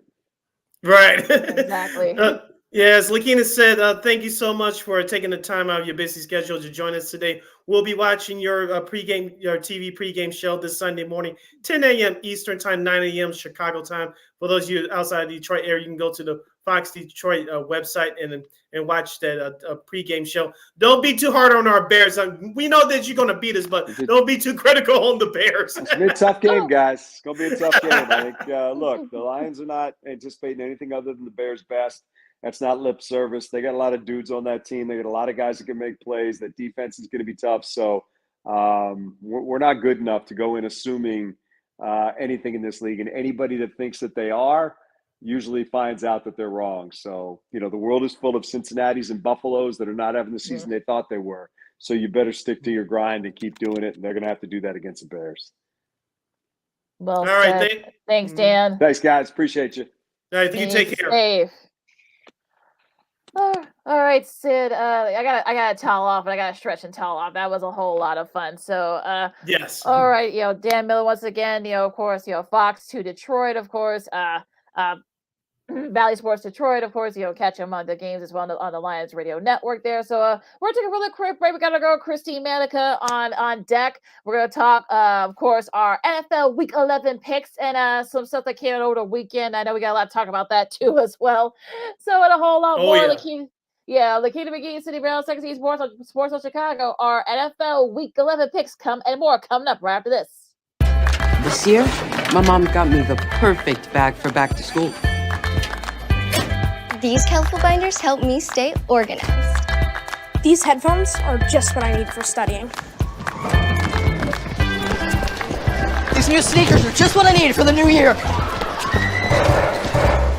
This jacket is a real must-have. My parents got me the skateboard I wanted. It's pretty cool. These scissors really come in handy in art class. These colored pencils, too. These new socks? They can be a real lifesaver.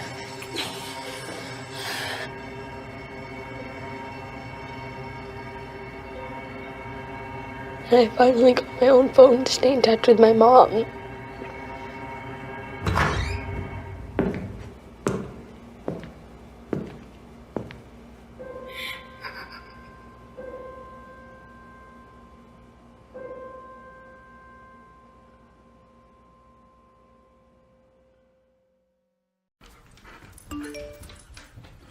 Trisha's having a sleepover tonight. Can I go?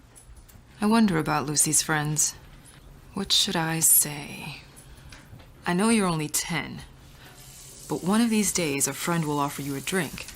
And alcohol at your age can lead to so many things. None of them good. So can I go to the sleepover? Lucy, I want you to promise me I something. finished my homework. Bigger promise. If there's any drinking, I want you to say, "No thanks, not my thing." Mom. I promise you. Your real friends won't care. Deal? Sure. Really? I promise, Mom. They really do hear you. Did you pack your toothbrush? For tips on how to start the talk, visit underagedrinking.samhsa.gov. A public service message from the Substance Abuse and Mental Health Services Administration.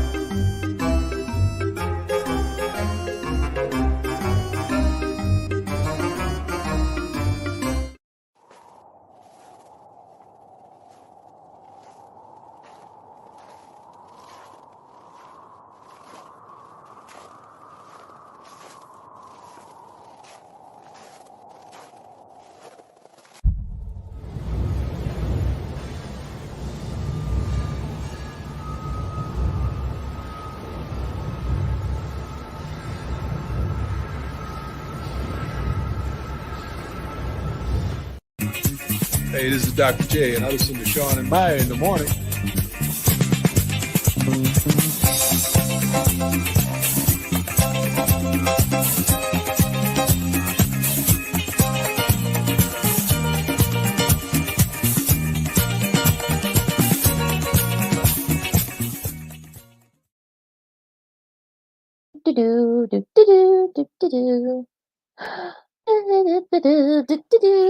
Welcome back to Second City Sports. We're on the hashtag Football Friday edition. We having fun as usual right here on Sports Zone Chicago. I'm Sid. That's Lakina. You can follow yours truly on the Twitter, X, and the IG at SidKid80. Once again, SidKid80. That's SIDKID80. That's SIDKID80. You can follow my Keena McGee on the Twitter, X, at KXRB, and the IG. This is our last break for the show for today and our last break for the weekend. So if you have any last minute questions or comments, you can always look us up on Sports Zone Chicago's Facebook page or at Sports Zone Chicago YouTube. Type in those questions and comments in the comment section. Lakina will get them up on the screen for you. And just a daily reminder, you can catch Sports Zone Chicago live and they live in color on Roku TV. All right, Sid, let's not waste any more time. We got our girl on deck, and we can see her and talk to her today. Yay! So, hey. She's one of our favorites. She's our girl, your girl, the wonderful Miss Christine, the Queen, Manika. What's up, Christine? Hello. Hey. Yeah, you can't hear me and see me today. Gosh, I am so sorry. We were just in the middle of nowhere, Iowa, when we were driving through. No, not a surprise. It's Iowa. Well, yeah, I'll say. Oh yeah, look, it's fine. I mean, look, you're here now, and that's the important thing. You guys are safe and sound, so it's fine. Now, look, we got a lot to talk about, so let's get through these picks as quick as we can here. Now, of course, we all did pretty well this week. Christine, you got 10. I got 10. Sid, you got 11. So no real big changes at the top. My best week of the season so far. All right. Hold up. How much do we have to do to catch up to Sid? I don't know. Unless we slug him. I don't know what else we can do. Look, I think we have to try to kind of differentiate some of these picks. Maybe we can get going here a little bit. But it's kind of hard to do. But yeah, we'll try to. Look, we still got we're more than halfway through the season. Still got a lot of football left to play. So we're not getting this. I'm not to you, Christine. So we can do this. We can get them. We can get them. Falcons, Colts, Patriots, and Saints are all on bye. So adjust your fantasy teams accordingly. And let's start off with the Cowboys and the Panthers. So you start this one for us. Cowboys and Panthers. Of course, the Cowboys beat down the Giants last week. Good grief. Who saw that coming? We all did. Yeah. Let's be real. Yeah. And of course, the Carolina Panthers, they got beat by the Chicago Bears here last Thursday night. The Cowboys are favored by 10.5 points. I expect the Cowboys to be dominant. Maybe not as dominant as last week, but they have the better talent overall to win on the road. So I'll go with Dallas. Yeah, keeping it short and simple, Dallas. I do expect them to be just as dominant because we have all seen what the Panthers have done this year. Not a whole lot. So I expect them to be the same powerhouse as what they were last week. Yeah, I would keep it short and sweet to the Cowboys. Like I said, I think they shouldn't really, unless they have a total letdown, they shouldn't have no trouble. And I think I saw somewhere Bryce Hill's a little bit banged up, so they shouldn't have any trouble with them. Now, interesting matchup here in the AFC North. We'll talk a little about We'll talk about the AFC North matchup last night, but on CBS here you got the Steelers and the Browns. No Deshaun Robinson, he's up for the year with a shoulder injury. So, Christine, you start this one for us, please. Yeah, I'm going to pick the Steelers for this one, even though they haven't been having the best year and the Browns defense is still strong. I don't know how the Browns can come back after the news that Deshaun Watson is now off for the season, which I, for one, am not disappointed in that news. The Browns are getting what they spent their money on, which is absolutely nothing. So, Steelers. I'm going with Cleveland too. So sorry. I'm going with Steelers. Good grief. Christine almost on me. It'll be Christine. Just slicks up. But anyway, Cleveland's favored by 1.5, which I was going to say, but I'm going with Pittsburgh because of the quarterback Kenny Pickett. He's starting to pick it up here a little bit. You saw what they did against the Green Bay Packers last week. The Browns defense will keep them in it. Their running game was kind of keep them in it, but I think Pittsburgh will pull it out at the end. TJ Watt's going to have a big game. Yeah, I think TJ Watt's going to add to this total. I mean, look, I know Dorian Thompson-Robinson played well in the preseason. That's why he got that number 2 positioning. But yeah, he's going to be his first time facing someone like of TJ Watt. He's going to be chasing him around all game long. So I'm picking the Steelers, and yeah, it will not be close. And next up on the docket here, if my computer will cooperate with me here. Okay, here we go. Live TV, folks. What can I say? The Chargers and the Packers. An intriguing one here. Sid, you start this one. The Chargers lost in the shootout at home last week to the Detroit Lions, and the Packers, they had their chances at Pittsburgh last week, but they wet the bed as usual. The Chargers, they got to get it going here, or else their head coach, Brandon Staley, is going to get the pink slip and link card and then some after the holidays. But with that being said, the Chargers are 3-point favorites on the road. They're a better team than the Packers on paper. They better play like it. I'm going with the Chargers. Yeah, I agree with Sid here. Going to go with the Chargers. And if they don't win this game, I can see the head coach definitely getting the boot here sooner rather than later. But the Bears will take him, no problem. Well, look, I could see the Bears doing that too. So he's an offensive-minded guy. So yeah, I mean, I picked the Chargers. Watch Jordan Love go for like 4 touchdowns or something like that, and they end up winning it. So I don't know what's gonna happen there. All right, Chrissy, you start this next one for us. You got the Texans and hosting the Cardinals. I'm not convinced about Kyler Murray. I know he had a good showing last week.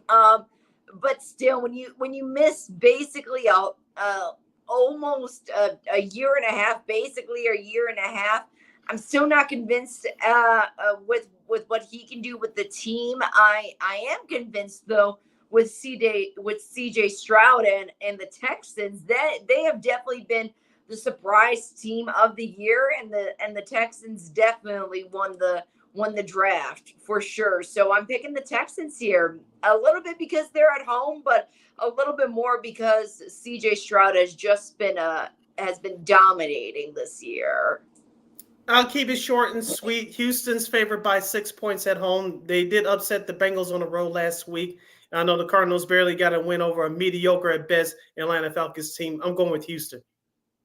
I'm going to take the Texans too. Like I said, I'm with you, Christine. I think I don't want to say the Cardinals got lucky last week, but I think they kind of did. So yeah. So I'm picking the Texans.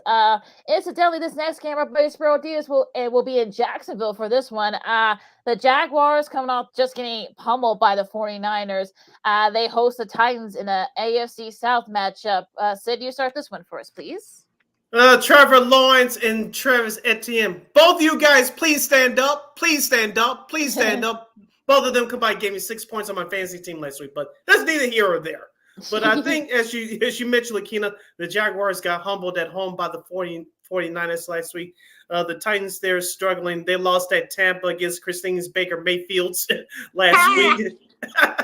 But for this game, I think it's going to be ugly close like it has been over the last few years between these two teams. Jacksonville's the better team. Like I said on Monday, Lakina, if Jacksonville turns this around mentally, it'll show up on the field. And I think it's going to happen since this game's at home in Jacksonville. So I'm going with the Jaguars. The Jaguars are favored by 7 points.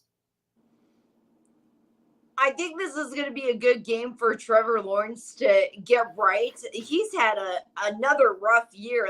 Last year, we started to see a little bit more of what everybody was talking about, the pizzazz, the fire that everybody was talking about when Trevor Lawrence was at Clemson. And now he's kind of taking another downturn again. So I don't know what's going on, but I think this would be a good game for him to get back in it, especially at home. And I hope that they do pull out a win here. So I'm going to pick the Jaguars.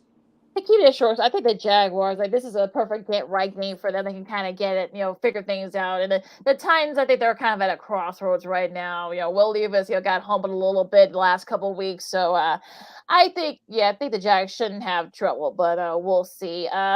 Raiders and the Dolphins. This is very intriguing because, of course, your Raiders are going cross country. They've won 2 in a row. There seems to be more energy, more pizzazz, a little more excitement. The Dolphins, coming off not a good performance over in Germany. Good grief. I might regret this, but I feel like I'm going with the hot team right now. I'm picking the Raiders. Call me crazy. I am, but I am, but I'm picking the Raiders. I'm picking the Raiders. Yeah, that's my upset of the week. Yeah, I'm gonna do the Dolphins for this one. Again, I love this game. I love this matchup. You couldn't time it out any better than what it is, considering the new energy that's with the Raiders right now, and then the Dolphins. Again, it was a tough showing in Germany, but I think this is a good game for them to get back on track, to get back to where to where they left off here in the States. And again, this is just going to be a great matchup either way, but I'm going to go with the Dolphins. Tyreek Hill is back on my fantasy team. Yay! And also, their running back Devin Achane may be back for this game. Yay! Yay! With that being said, the Dolphins are favored by 13 points at home. I'm going with Miami. I will be watching this game live via this computer screen. Yeah, this should. I think that's a little bit high. I think the Rays, if nothing else, will cover. Right? I know that picked them to win, but I think they'll cover. I won't be surprised. Yeah. Exactly. The last noon game here, well, before the Bears game, but the last noon game, here we got the Giants and the Commanders in the NFC East. Do we kid? I'll pick the Commanders. I'll go first. I'll pick the Commanders. That's all I got. Yeah, That's all Commanders. That's it. The Commanders, better team on paper. Yeah, the game is in D.C. The Commanders are favored by 8.5. The Giants, I think, will play better, but it's not going to be enough. I'm going with Washington. Yeah, I think we can all agree on that. Now, first of 3 o'clock games, somewhat a tricky one here. So you start this one, Bucks and 49ers. Ken Christine's former guy, Baker Mayfield, put up some touchdowns. They barely did that last week in that win over the Tennessee Titans. Of course, the 49ers got back on track with the dominating win in Jacksonville. I think the 49ers defense is back. I don't know if I'll be starting them over the Cowboys in my fantasy league, their defense, but that's a whole nother story. But the 49ers are a better team. They're in battle with Philadelphia right now for the top spot in the NFC. And don't forget about the Detroit Lions as well. So I think that the Buccaneers will show up. Now, will they show up mentally? I don't know. But the 49ers are a better team on paper, and I think they'll win. The 49ers are favored by 12. That's a little high. Wow. Yeah, I think it's a little bit high, too. That's just me. I'm going to go with I'm going to go with the 49ers too. I think the 49ers defense is only going to get better after the addition with Chase Young. Last week was just a little taste of what you're going to see. Now, after a couple more weeks together, kind of knowing each other's mannerisms, how they work on the field, on and off, I think it's going to flow a lot more smoothly on the field. And same goes with the offense. Now that Debo is starting to get healthy again, you got McCaffrey, and of course you have Kittle, and Purdy is starting to get a little bit more confidence back after last week. It's just going to continue to flow from here a little bit easier after those rough couple of games. So I'm going with the 49ers. Yeah, I think it'll be a lot close. Like I said, I think that 12 point, oh God, that's a little high. So yeah, I think it could come down to a touchdown, but I think the 49ers are just a little bit better than the Bucks. But again, the 49ers win, but I think the Bucks will cover. So that's kind of like my 2 cents there. Before we continue, Lakina, we have breaking news. Breaking news. Coming across the wires right now. Joe Burrow, or as we call him, Joe Money, as Christine Manika would say, he'll be out for the rest of the season with a torn ligament in his right wrist. He injured it last night in that loss at Baltimore. I was just talking to Chris about that. I said, any word on Joe Burrow? And that was literally before we hopped on. So I hate to say it, but I think you can cancel the playoff plans for the Cincinnati Bengals this year. Yeah, that's brutal. That's a brutal loss for the Bengals. Oh gosh, I mean, we thought they were just starting to kind of get it going, and of course, I guess that risk has been bothering him for a while now. So they're gonna be under investigation for that because he was in the original report. So, and I guess he made it worse, hurt it worse last night. We'll talk more about that in a second after we do our picks. But I'll pick the 49ers. Like I said, I think this will probably be like I said, they'll cover. Jets and Bills. This will be a game of the week for CBS. I think half the country's going to get this game. So, for me, I think, are we going to have to start having a conversation about Buffalo especially after what happened to, I guess, the Broncos? Yes, Monday. Are we going to have to start having a conversation? I know the Jets.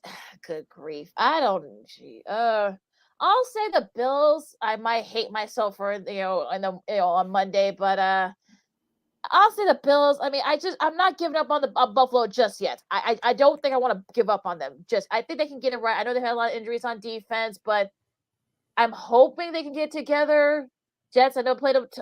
I'll pick the Bills. I'll pick the Bills in a close one. Yeah. And that's the thing too, Lakina, like out of any team in the NFL right now, the Bills have the injury bug. Seriously, if you look at any other roster in the NFL, they got it. Yep. And they got it bad too. So I still have that same hope for Buffalo. And again, this actually could be a good game. I think it's going to be very competitive too for both sides. But with hesitation, I'm picking the Bills. And because I still have that hope.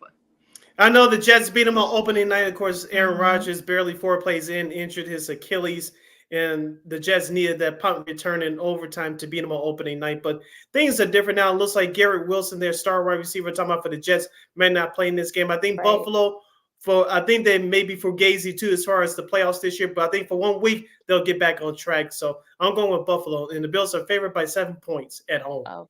All right, that sounds about right. The other 325 came on CBS. You guys got doubleheader again this week. In the NFC West, you got Seahawks and Rams. Sid, you start this one for us, please. Looks like Matthew Stafford may return as the starting quarterback for the Rams this week. Yeah. I know they picked up. Yeah, I know they picked up your guy, Christine. He's not my guy. Don't even go there. Your guy you love to hate. That's what I meant to say. Oh gosh, Carson. Maybe he's been humbled over the last year and a half. I don't know, but we'll see. Yeah. But Matthew Stafford looks like he's going to get the start for the Rams. Seahawks are 6-3 on the year. Seattle's a 1-point favorite on the road. Call me crazy, but I think the Rams can be sneaky good in this one. I'm going to pick them in an upset. All right, I can see that happening. Remember, they beat them early in the year in the opening weekend of the year. They did. So, I think this, like I said, I think Hint's the only 1-point favorite there in Vegas. But, yeah, I think they see us going to want their revenge. They need to keep up with the 49ers since they're starting to kind of get it going again. It'll be a close one. It could come down to a field goal. I'm picking the Seahawks in a close one. See, now that okay, so when I made this pick, this was before it was announced that Stafford's starting, right? Right. And I'm hesitant on choosing the Rams just because when Stafford plays injured, you know that he plays hurt. So, like, you can just see it in his performance on the field, on the sideline. You can just tell that the poor guy's hurting. So I think because of that, and it's very close. I'm gonna stick with my pick and go with the Seahawks. I said, look, like we said, I mean, the Rams, beat them earlier this year at their home turf. But yeah, I think Seattle wants that revenge. They need to keep up with San Fran, so in the West division. So yeah, we'll see what happens with that. Now, in a intriguing Sunday night game here, you got the Vikings and the Broncos. Christine, you start this one. Well, I know who Chris is going for in this one. I gotta say, I don't know what Sean Payton's doing because we were watching the game, but something's working. I think it's working. Whatever he's doing, they actually look like a decent team, surprisingly. But I think there's something about Josh Dobbs that's getting this Vikings team very motivated and just very confident all over again. It's like a second Kirk Cousins is coming on the team. Like who knew that it just took a rocket scientist to make this team explode all over again? You know what I mean? So yeah. I think this is going to be a really good matchup.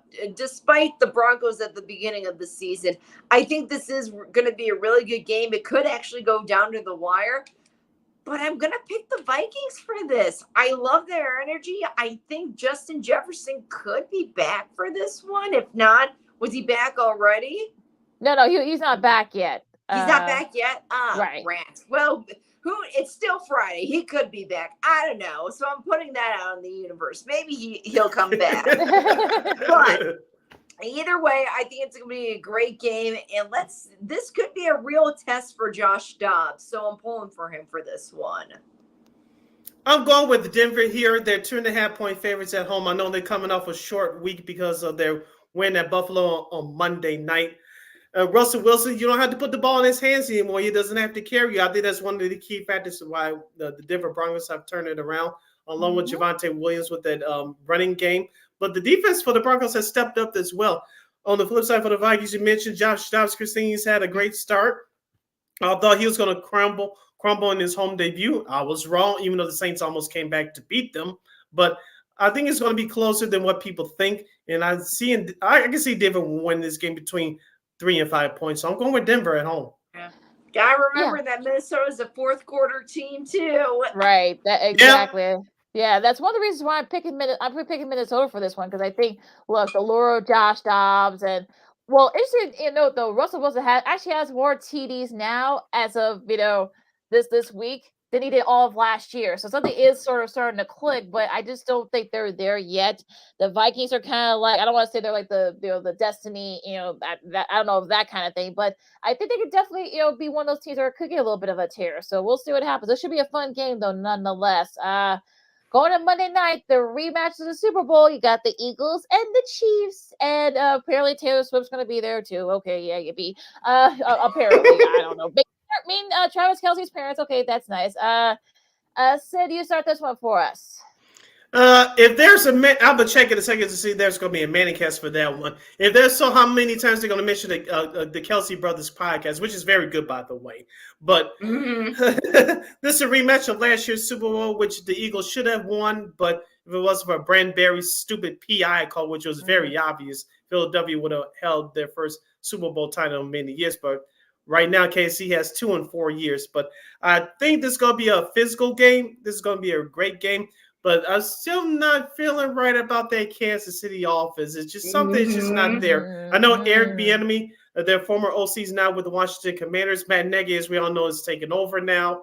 And they're still, I know. They don't have a number one target first in terms of wide receiver. I know Travis Kelce's a number one target, but something tells me that Philadelphia is starting to get it together, especially surviving that game a couple weeks ago against the Dallas Cowboys. I can see Philadelphia taking this one. So I have the Eagles in a slight upset. Kansas City's favored by 2.5 at home. So I'm going with Philadelphia. I'm curious to see if Vegas has an over or under how many times they will show Taylor Swift and her parents and his parents. I'm sure they do. They do, I'm sure. Going for that right now because I want in on that. I'm sure there is. I'm sure you got like a Bovada. I'm sure they have those. I'm sure they do. But anyway, I digress. I'm with you, Sid. There's just something that's not clicking with this Chiefs offense. And I mentioned this a couple of weeks ago too. It's not as easy going as what we're used to seeing with the Chiefs offense. Is it because of the outside distractions? Who knows? That could be a possibility. And I'm still convinced that the Eagles probably should have won the Super Bowl over the Chiefs. I'm still convinced that scenario is a strong possibility. And again, when you look on when the Eagles this year too, they haven't really had the smoothest season with ugly winning. I love using that term with both of these teams. They really have been ugly winning this year. But I think I got to go with the Eagles with this one because, again, I'm still holding on to the fact that I believe that they probably got robbed of the Super Bowl a little bit last year. This is scary. I agree with the two of you. I think, look, something's just not right with the Chiefs or the Chiefs offense. Could it be the distractions, all the other stuff? I mean, who knows? But I think the Eagles are on a mission. I know they've had their battles. They had their little tests, a few tests too. They passed a big one last week, with the Cowboys. I think they're on a mission here. I'm picking the Eagles. I think look, I would be surprised if the Eagles, win this game, and it's not going to be like by 10 or 20, 12 points. It could come down to like a field goal, but I think the Eagles won't win this game. I just think that's what I think some of them are still myth that they should have won the Super Bowl early this year. So, and there will be a Manicast for this one. Yes, there is. Yep. So yeah, ESPN, ABC, ESPN2, ESPN Plus, and ESPN Deportes. So yeah, there will be a Manicast. So I wonder if Peyton and Eli are going to mention anything about Taylor Swift. I can't wait. I cannot wait. We'll see about that. Now, of course, last but not least, you got the Bears and the Lions. We had our buddy Dan Miller on. I feel the same way he does about this game.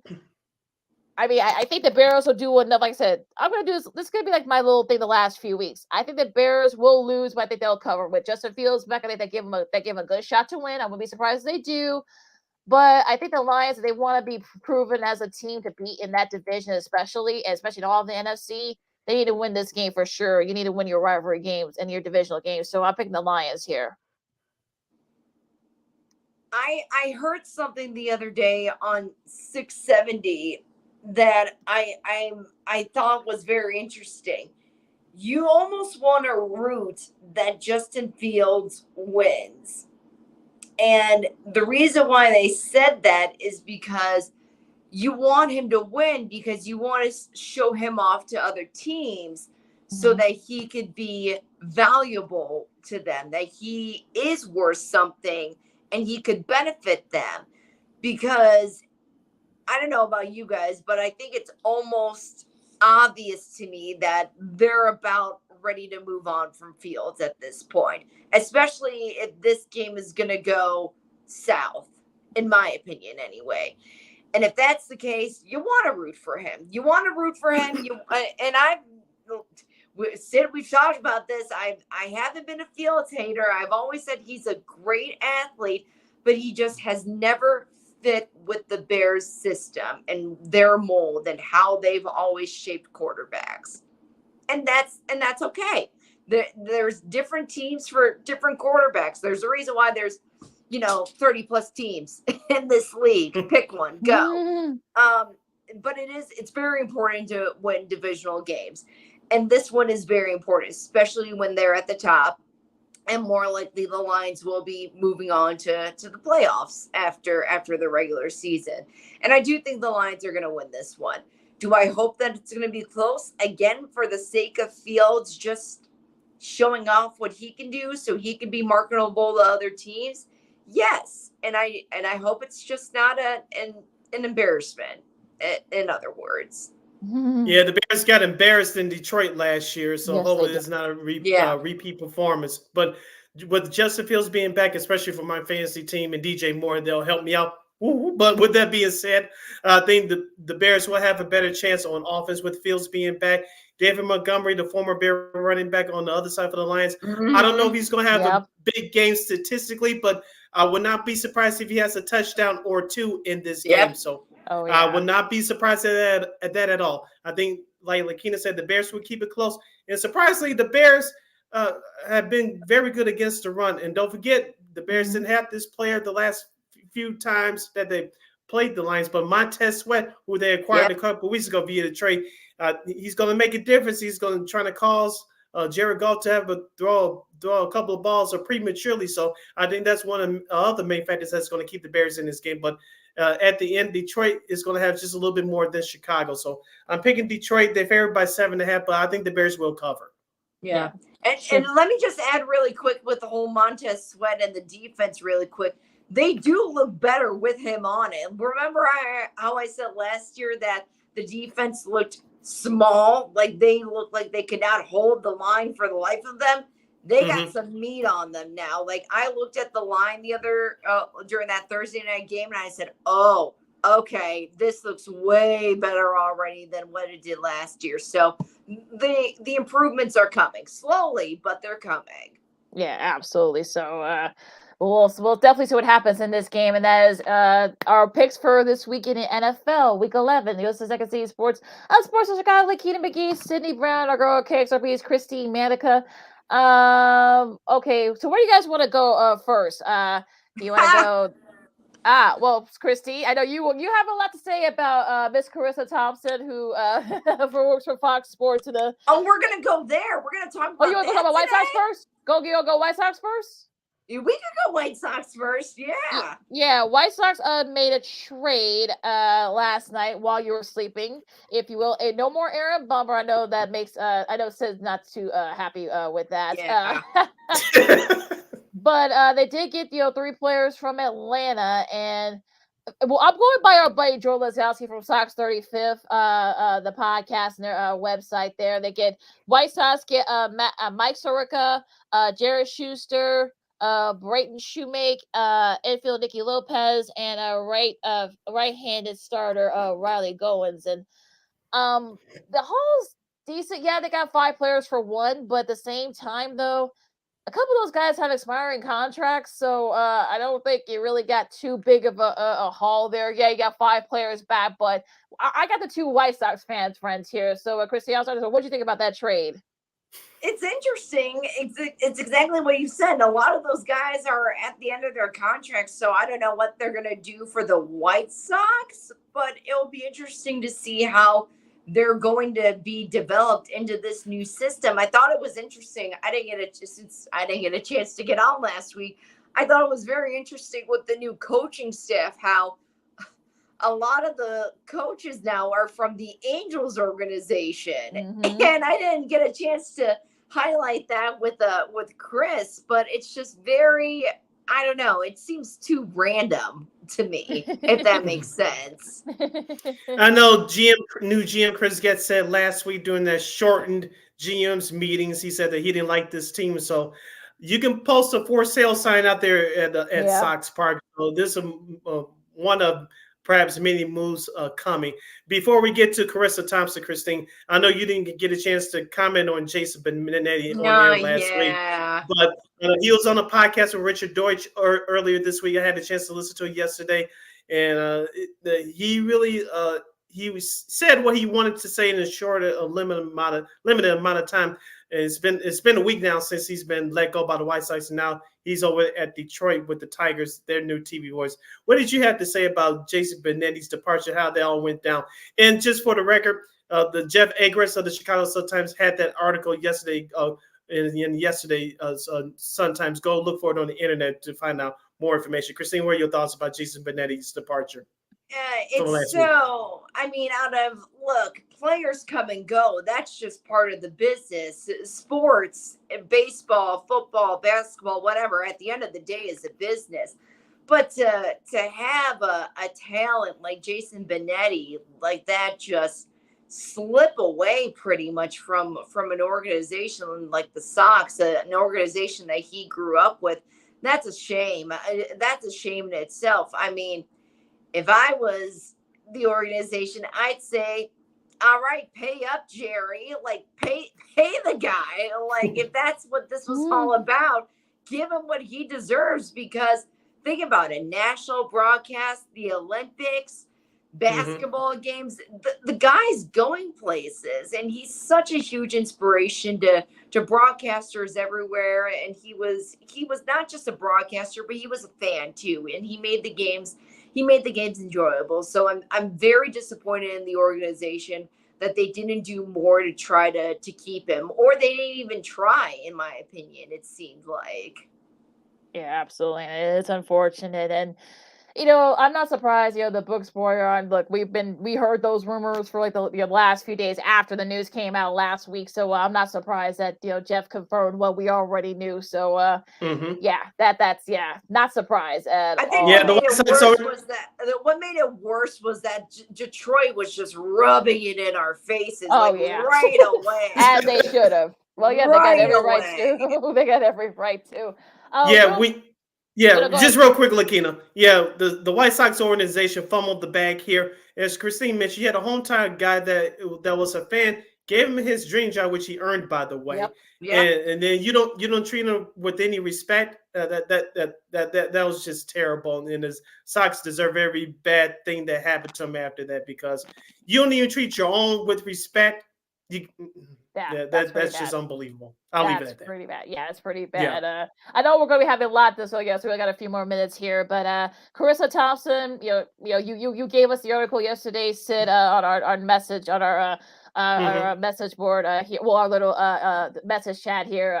Of course, she said I don't listen to anything Barstool, but I had to listen to this. She basically said when she was doing some reporting for Fox, she made up some stuff on the sidelines. And all I'll say is this: you just made the sideline reporting harder. Sideline reporters, some people always make jokes. Oh, they don't do anything, blah blah blah. She tried to clean it up, but that trainer already left the station. if Pam Oliver or Lisa Guerrero, who did for Monday Night Football for a few years, basically any woman of color would have said that she'd be out of a job. Let's be honest. And you just made, I saw, various tweets from Maya McGrath, Chris Budden, both from ESPN, Tracy Wolfson from CBS Sports did say the same thing. Basically saying that they're making their jobs harder by saying what she said, and that's not right. And she knew she totally pooped in the bed here, and she tried to clean it up, but it already left the station. So I don't know. Real quick, what do you guys think about that? I mean, it's exactly what you just said. It just makes our profession look bad, and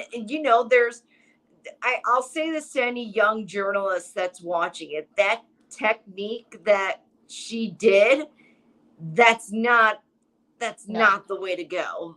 Do your research, put in the work, and trust me, when you're out there on the sideline and you're talking to the coaches, you're talking to the players, you may not be in the game, but you're in the game. That's all part of the action. Look, I've been in situations before where I've had coaches not be able to come talk to me at halftime, or players vice versa. So what I just listened to stuff that was being said on the sideline. I just didn't make stuff up. I listened to what the coaches were telling the players. I listened to what the fans were saying. I was listening to the referees, and I wrote that stuff down. I just didn't make it up. So yes, there are ways to come up with a report, but you just don't make it up. You actually need to hear it and walk around and do your job. And I get what she was saying by making it up, but the way that she said it, that's not how it came off. No. Yeah, I agree with both of you ladies had to say, and it just makes the sideline job in many people's eyes less important now. Now, to all the men and women that do that job, should they be scrutinized like Carissa Thompson? No, because it's not fair to them. But when you admit something like that, and she's a hell of a reporter. I know she's hosting now with Fox and Amazon Prime on Thursdays with Thursday Night Football. But when you admit stuff like that, it trickles down to, and you make it back for everybody else that want to get in this business or are already in this business. It's just it's a bad example. I'm glad she got it off her chest. Thank you for telling me who you really are. But it just sets a bad precedent for young people to get into this business to follow, because we're not sideline reporters, Lakina. I know, Christine, you say you've done it, but for the shows that we do, we have to come prepared, or else we're going to look like fools. It's not good for our viewers or listeners, and it sets a bad precedent. So yeah, thank you, Carissa, for being honest, but it just sets a bad precedent and makes the sideline reporter's job people scrutinize that much more, which is unfair to all the men and women who do that job. It's unfair to them because now they're going to get scrutinized. Did you make this up? What part did you make up? Did you make up this part, that part, or who did you talk to? It's just unfair. And I do appreciate her for being honest, because that is a tough part of the job, especially when the team that you're covering is really losing, right? And it's tough to get the coaches and players to talk, and because that is the difficult part of the job. But you got to find a way to make it work, to get a good and honest report out of it, and not just make something up. That's the frustrating part out of it. Yeah, it really is. And our look, we want to give a shout out to all the girls. We had you, Christine, Casey Standahar, who's going to be doing some stuff for football playoffs. Also, our girl Kyla Mills has been doing some stuff for the Big Ten Network. So give a little bit of credit, give a pat it back to some of the other great silent reporters out there. And so just show your appreciation for them today and every day, because it is a really hard job, and they should be commended for it. On that note, you find Makina McGee on the Twitter, X, and Kinos from the IG. You can follow yours truly, Sydney Brown, on the Twitter, X, and the IG at SidKid80. Once again, that's SidKid80. That's SIDKID80. That's SIDKID80. Christine, where can the lovely people follow you on social media? They could follow me at @Manika_KXRB. And you still have the bird? Yes, I do. And you'll be cooking it next week for Thanksgiving. Yeah. Exactly. You catch Second City Sports every Monday, every Friday, right here on Sports on Chicago on Facebook and YouTube. One more time. Second City Sports every Monday, every Friday, noon to 2 p.m. Central Standard Time on Sports on Chicago's Facebook and YouTube pages. Make sure you follow Sports on Chicago on all social media platforms, Facebook, Twitter, X, Instagram, and YouTube. Please subscribe to our podcast at War Media Podcast, WARR Media, PODCASTS. We are on all podcast platforms, including our iHeartRadio app. And make sure you give War Media a follow at WARR Media on all social media platforms. Thank you very much in advance for your support. Like, share, subscribe, and tell your friends. And make sure you catch Sports on Chicago on Roku TV, live in 11 color, 24 hours a day, 7 days a week, 365 days a year, live and on demand. All right. For Sid, Ed, Christine, I'm Manika. Enjoy all the sports, the NBA, the NFL, college football, college hoops, and so much more. This has been Second City Sports on Sports on Chicago, and we'll see you Monday. Thank you, Dan Miller and Christine, the Queen Manika, as always, for coming on our show for today. The Bears, holla!